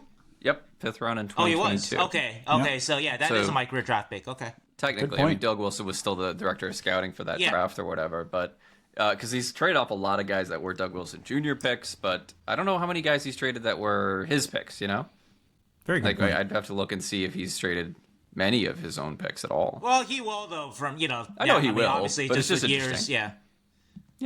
It's we're all about milestones, and this might be. He might have traded one already, and I just don't remember. But and that brings us to Keegan's Prospects Corner. I feel like that's not doing it justice. We need the music. Yes. Where your head, Zubair? I love it. It never gets old. It's never gonna get old. It's so good. If you feel like it's getting old to you, that's your fault. Yes, exactly. That's on you. It's never gonna get old. So I guess in other trade news, like we mentioned with Michael Misa, the OHL trade deadline is upcoming.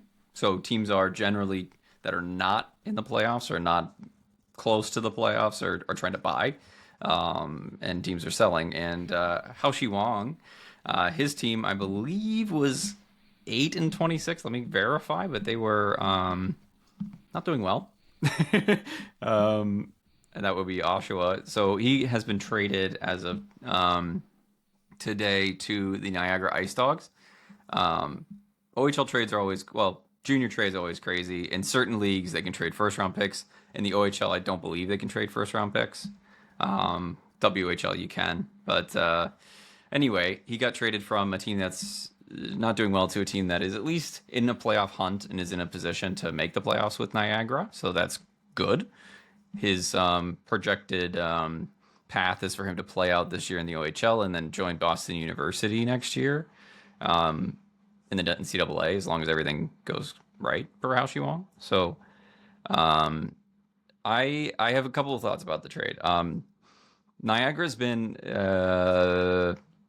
controversial in the last couple of years. There's been a lot of there's been ownership change. There's been guys that have been from the ownership group, like sanctions, not the right word, but they got in trouble for a few different things that are not very much above board, and it's kind of been known as like a little bit of a, how do we say it, like a not so stable environment in the OHL as of right now.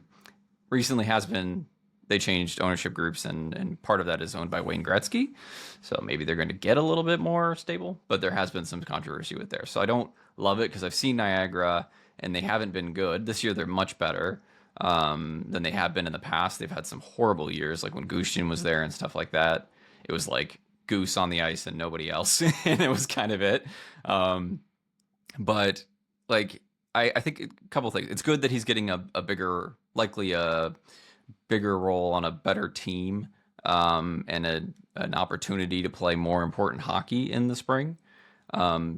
But at the same time, you would like a little bit more of a stable environment for a guy who's so raw, because he's still a raw player at this level. He has improved this year. He's got 13 points in 28 games after only having 2 points in 32 games last year. I've only seen him in the very beginning of the year when they were starting in like September. So I don't have much on whether he's feeling very well lately or not. I'll have a more definitive outlook on his new team later in a prospects corner. I think he'll be a highlight at some point because he's interesting to watch always. It's like watching somebody learn how to play hockey who's already good at skating. It's very funny. It's like you just plop somebody who's really good at skating, and then they're still. We're talking about Mendoza here.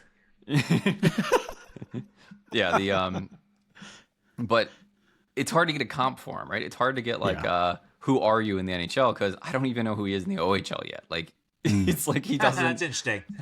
He doesn't have like it doesn't seem like a normal hockey player playing hockey yet, and I'm interested to see him later on in the year if there's been some development on that, because it's it doesn't seem like a normal prospect that I would watch. And this is this is another prospect with Mike Greer's regime that is like, we like the physical toolkit and we like the character, and we believe we can develop something out of this kid. And that's like the Ostapchuk trade. That's like, they have enough faith in their development that they're like, if you have the physical tools and you love hockey enough and you have enough character, we can turn you into something. And that's kind of cool. And, I think there's a couple of people that fit that profile with, Greer's team. So, and I think Wong is probably the epitome of that. So World Junior Championships is over. Sweden, Leo Salin-Wallenius has won the gold. So let's kind of talk about your thoughts of the entirety of the Sharks at the World Juniors. That's also Michael Misa. That is Cole McKinney. That is Christian Kirsch. And Ravensburger didn't get to play, but Keegan. Yeah.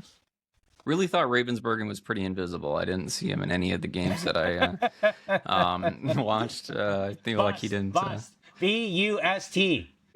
But it is unfortunate that I thought that Ravensburger would be able to go next year, but his birthday makes it so he can't. So this is his only opportunity to get into World Juniors. But it is what it is for goalies. Sometimes they develop later, and hitting that under 20 mark as a goalie is tough to be a starter on that team. So anyway, he did. It's not like there's any less hope. He's still a former first-round draft pick, and it's going to do well. He's been doing well in juniors, so nothing to say there. Kirsch was a little bit of a surprise.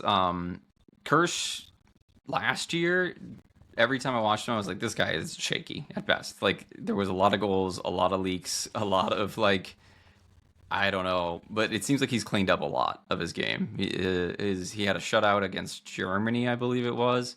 He did. They lost against Czechia in the knockout round, but Czechia is a great team, and I don't think anybody had great expectations for his team, and I don't think it was on him that they lost. Czechia is just a good team, so I mean, for him, honestly, more surprising than anything else. He did better than I expected of him. McKinney didn't play much, and USA overall had a pretty weak squad. It's a rarity that they don't make it deep in this tournament. So, yeah, not much to say about McKinney either. I thought the games I saw of him, there was a few flashes, but nothing that was amazing. I think Svoboda was the goal for McKinney, but it's not there yet. So, because Svoboda played very well in the games that he played when he was in the World Juniors. The two big guys, Leo Salin-Wallenius and Michael Misa, I think are the ones to really talk about. Leo Salin-Wallenius has gotten a lot of. Let's start with him, just because we talked about Misa earlier, and but people have started to notice he's got a lot of steadiness to his game. He's got great mobility. He showcased a little bit more from the point, shooting and being a little bit more creative with the puck. That was good to see. It seems like he's kind of elevated his game to a pro level. I think that he was very solid, huge important piece for that D, because it's not like they've got Axel Sandin Pellikka. There's not a huge Tom Wallander. They had just like 3 good guys, like Craig Gutton said, that were eating minutes, and Leo Salonius was like the one of them that was, you're going to plug him out there and put him out there for the biggest situations, and he played super well. Very, very solid defensively, smart player. I think he's got a pro future for sure. It's just about how far of up on a depth chart he can be. It's not like I haven't seen like a lot of specialness to him. It's just a lot of steadiness more than anything. But that ever since the draft year, I liked him. He's one of the guys that I thought that the Sharks should draft because we were looking for D in that draft, and they did. So was he in your top 10 prospects to start the season? I forget. I think he was a fringe guy for me. He was? Okay. So. I think he was like 9 or 10. I'm pretty sure. Okay. Or maybe if we did a top 15, he might have been 11th. I can't remember. But I'm pretty sure he was, because I had thought that he would do well, and he's done well. And then this World Juniors, he kind of had a little bit of a coming out. Not a coming out party, but like, oh, this guy can actually play big minutes. And even though not the flashiest, I think pretty soon he's going to be transitioning over to North America. So really excited about him. But you're still kind of not sure about his ceiling, though, right? In terms of, like, is he a top 4 guy in the NHL, or is he more of a depth guy who can bottom pairing it for you in NHL? So we're still like, kind of TBD. Kind of like Gus Forsling in a way. Like, you never really knew until he was there. And then you're like, this guy's like a every minute defender, right? Like, it's like kind of like that. Like, he could be just a third pairing guy. But if, it keeps up with this like steady level of progression, there could be a day when he's a top 4 defender. It's honestly, he plays a very projectable game. It's just, he's very, very smart. So I don't want to like put any ceiling on him. It would just, the production has never been there for him to really say that he's going to be a coach's favorite in the top 4. But never know. He's got a lot of, good qualities and smart, great skater. So, and I've always loved his defending as well. So, I'm excited about him and Polkamp because I feels like those two are the next to join the group as like the Sharks D prospect to look out for, because we've got Dickinson already playing in the NHL with Muka Medulin. So we'll see how far they can get up the lineup. They both have different qualities to them, but I like Leo Salonius. I'm not going to stake my flag that he'll be top 4, but I think he can be a bottom pairing defender. For sure. Lastly is Michael Misa, which probably people want to hear about more than anybody. Like I said, I think he didn't have a bad tournament. I think that people will say that he did because he wasn't dominant, but I don't think he had a bad tournament. I think he just kind of faded more than anything. Is he fades sometimes, and you don't really notice that he's doing much with the puck, but he does make little connection plays. He gets the puck out of the defensive zone very well, but it often feels like he defers, and when he doesn't and he actually uses his skill, uses his hands, he can make some amazing plays. There was a goal against, was it Czechia? One of the goals that was just very fast in the corner behind the net, that like he caught the puck and then passed it to the front, tape to tape beautifully. And it's those little plays that he can make, and just didn't happen all the time. I think there's something to be said about the criticisms of what he did wrong. Like, there were bad penalties. There was a really bad clear he had that led to a goal in one of the games that was just like very ill-advised. And then what people are going to remember is that he let in that goal. Well, he lost his man on the winning goal for Czechia to knock them out. So, like, He didn't even lose his man though, because he was a little behind, but he caught up, and then the guy basically like kicked it in, not on purpose, obviously. Well, but you could see that he did catch up, but I mean, like he did catch up, yeah. But he lost like the sight of where he was going. Like, he knew that he was there. And also, that play is probably on the defenders more than anything, because like Cameron Reed was doing like God knows what in that play.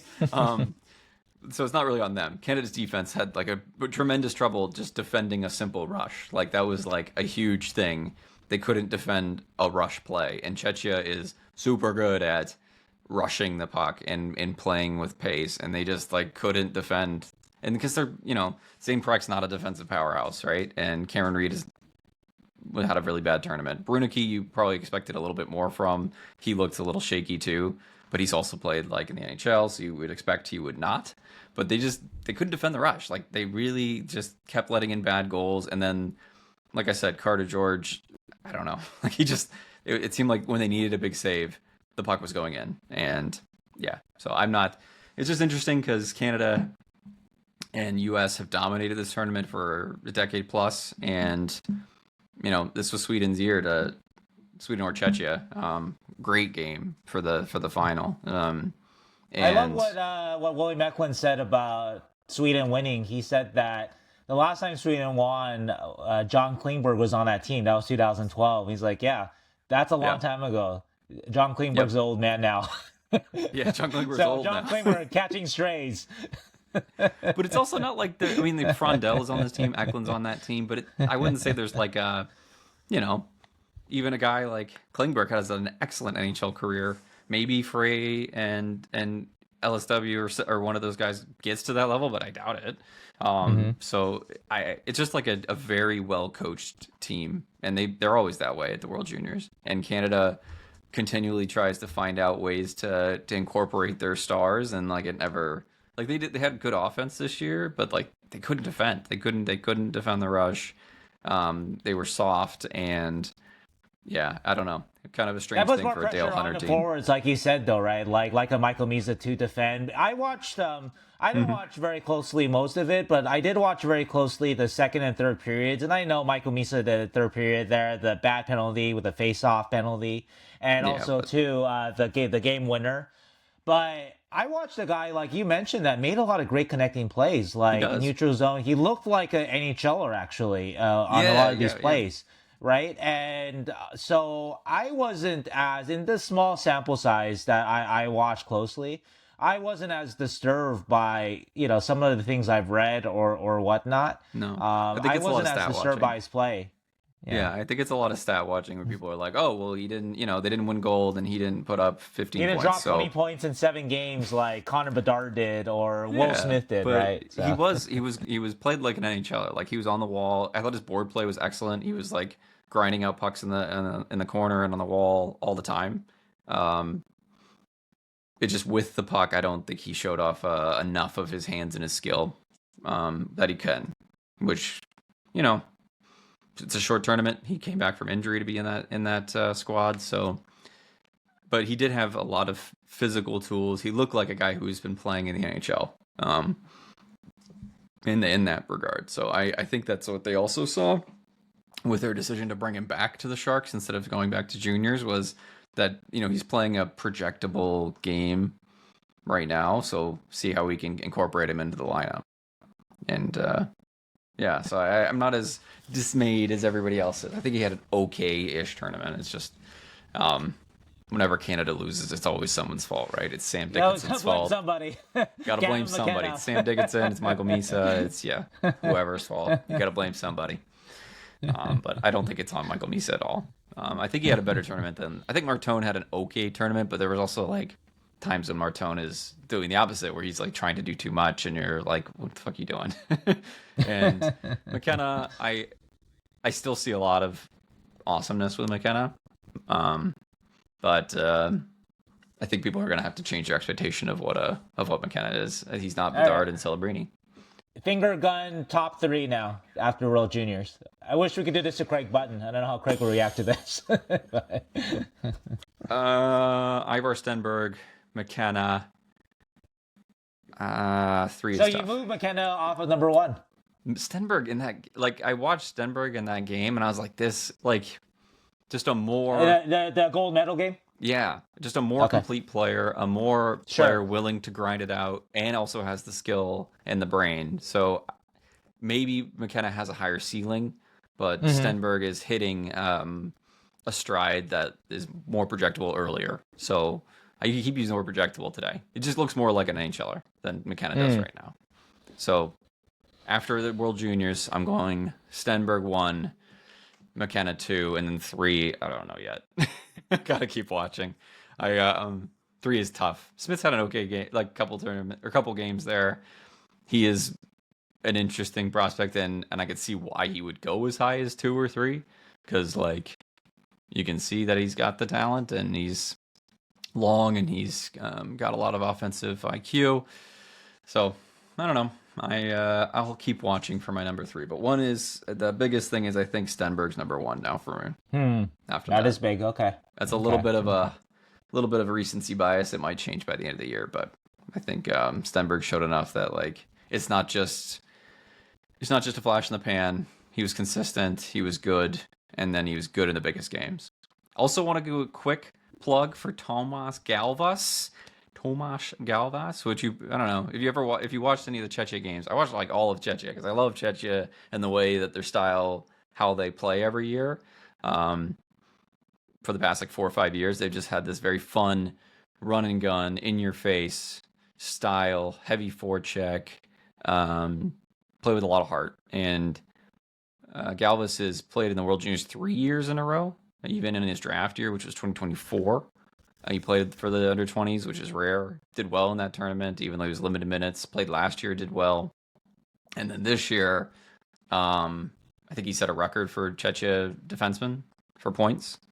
Never been a big points guy, but he's small. He's 5'9", 10 maybe, and light. But he's a great defender, great skater. And all you heard about was every announcer being like, "Oh, this is the year that Tomas Galvas is going to get drafted," because he got undrafted for 2 years, 2024 and 2025. And this is his last year of eligibility. I still don't think he's going to get drafted. I just want to put that out there. I know NHL GMs, and even a 7th round pick, even the guy that like is a good hockey player, they're not going to waste on a 5'10", 5'9" defenseman from Czechia. I just don't see it. Anyway, I wanted to bring that up because Tomas Galvas is on my half-wall hockey team from 2024. Undrafted guy. Welcome to Sharks development camp. Welcome to Sharks dev. Please put him on the Sharks. I would be so happy because. Yeah, I drafted him in 2024 with my like 6th round pick or something because he's a good hockey player. Sometimes that's all you need is a good hockey player. So that's my little plug for a short guy of the day because I always have one. You know. All right. Anything else? I just want to close off with. I've been sorry. You've probably seen me typing. No, I'm actually apologizing to the audience and actually to you too, Keegan. That.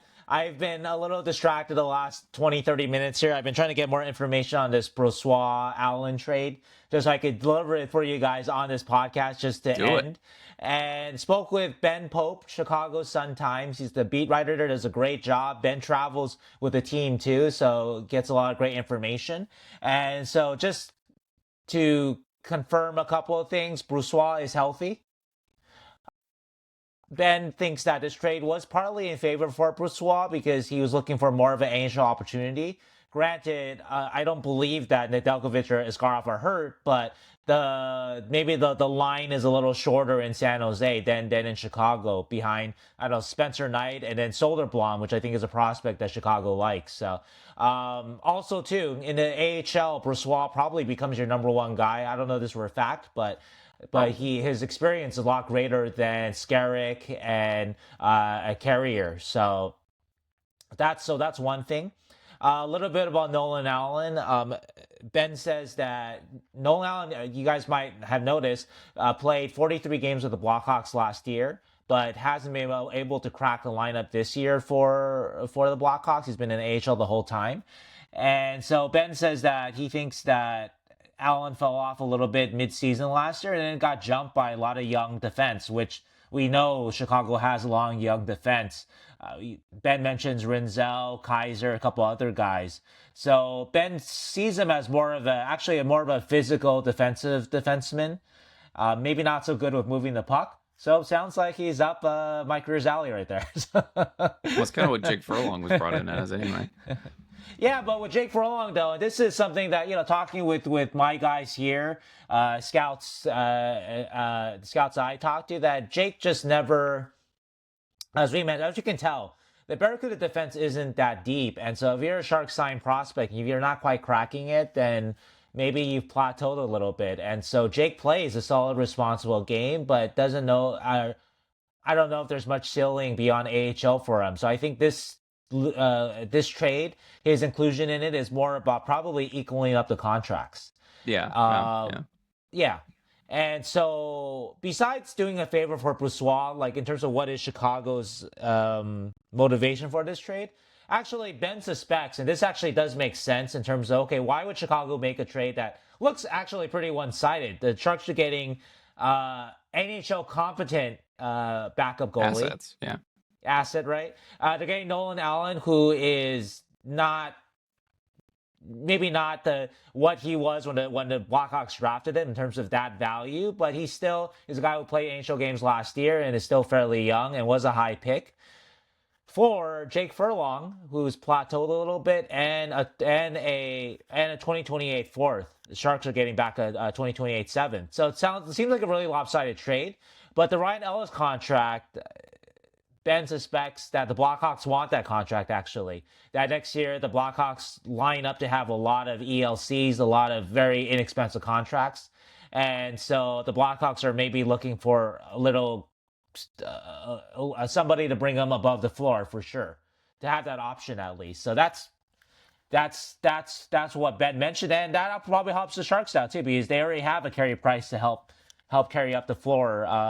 Well, actually, I don't know for next season though. Carey Price is not for next season, so might be speaking out of turn there. But kind of interesting because it means that the Chicago might not see themselves in the playoffs right now, even though they're at 18-7. Like if they're planning on having to use if they send out guys with big money or whatever. Interesting.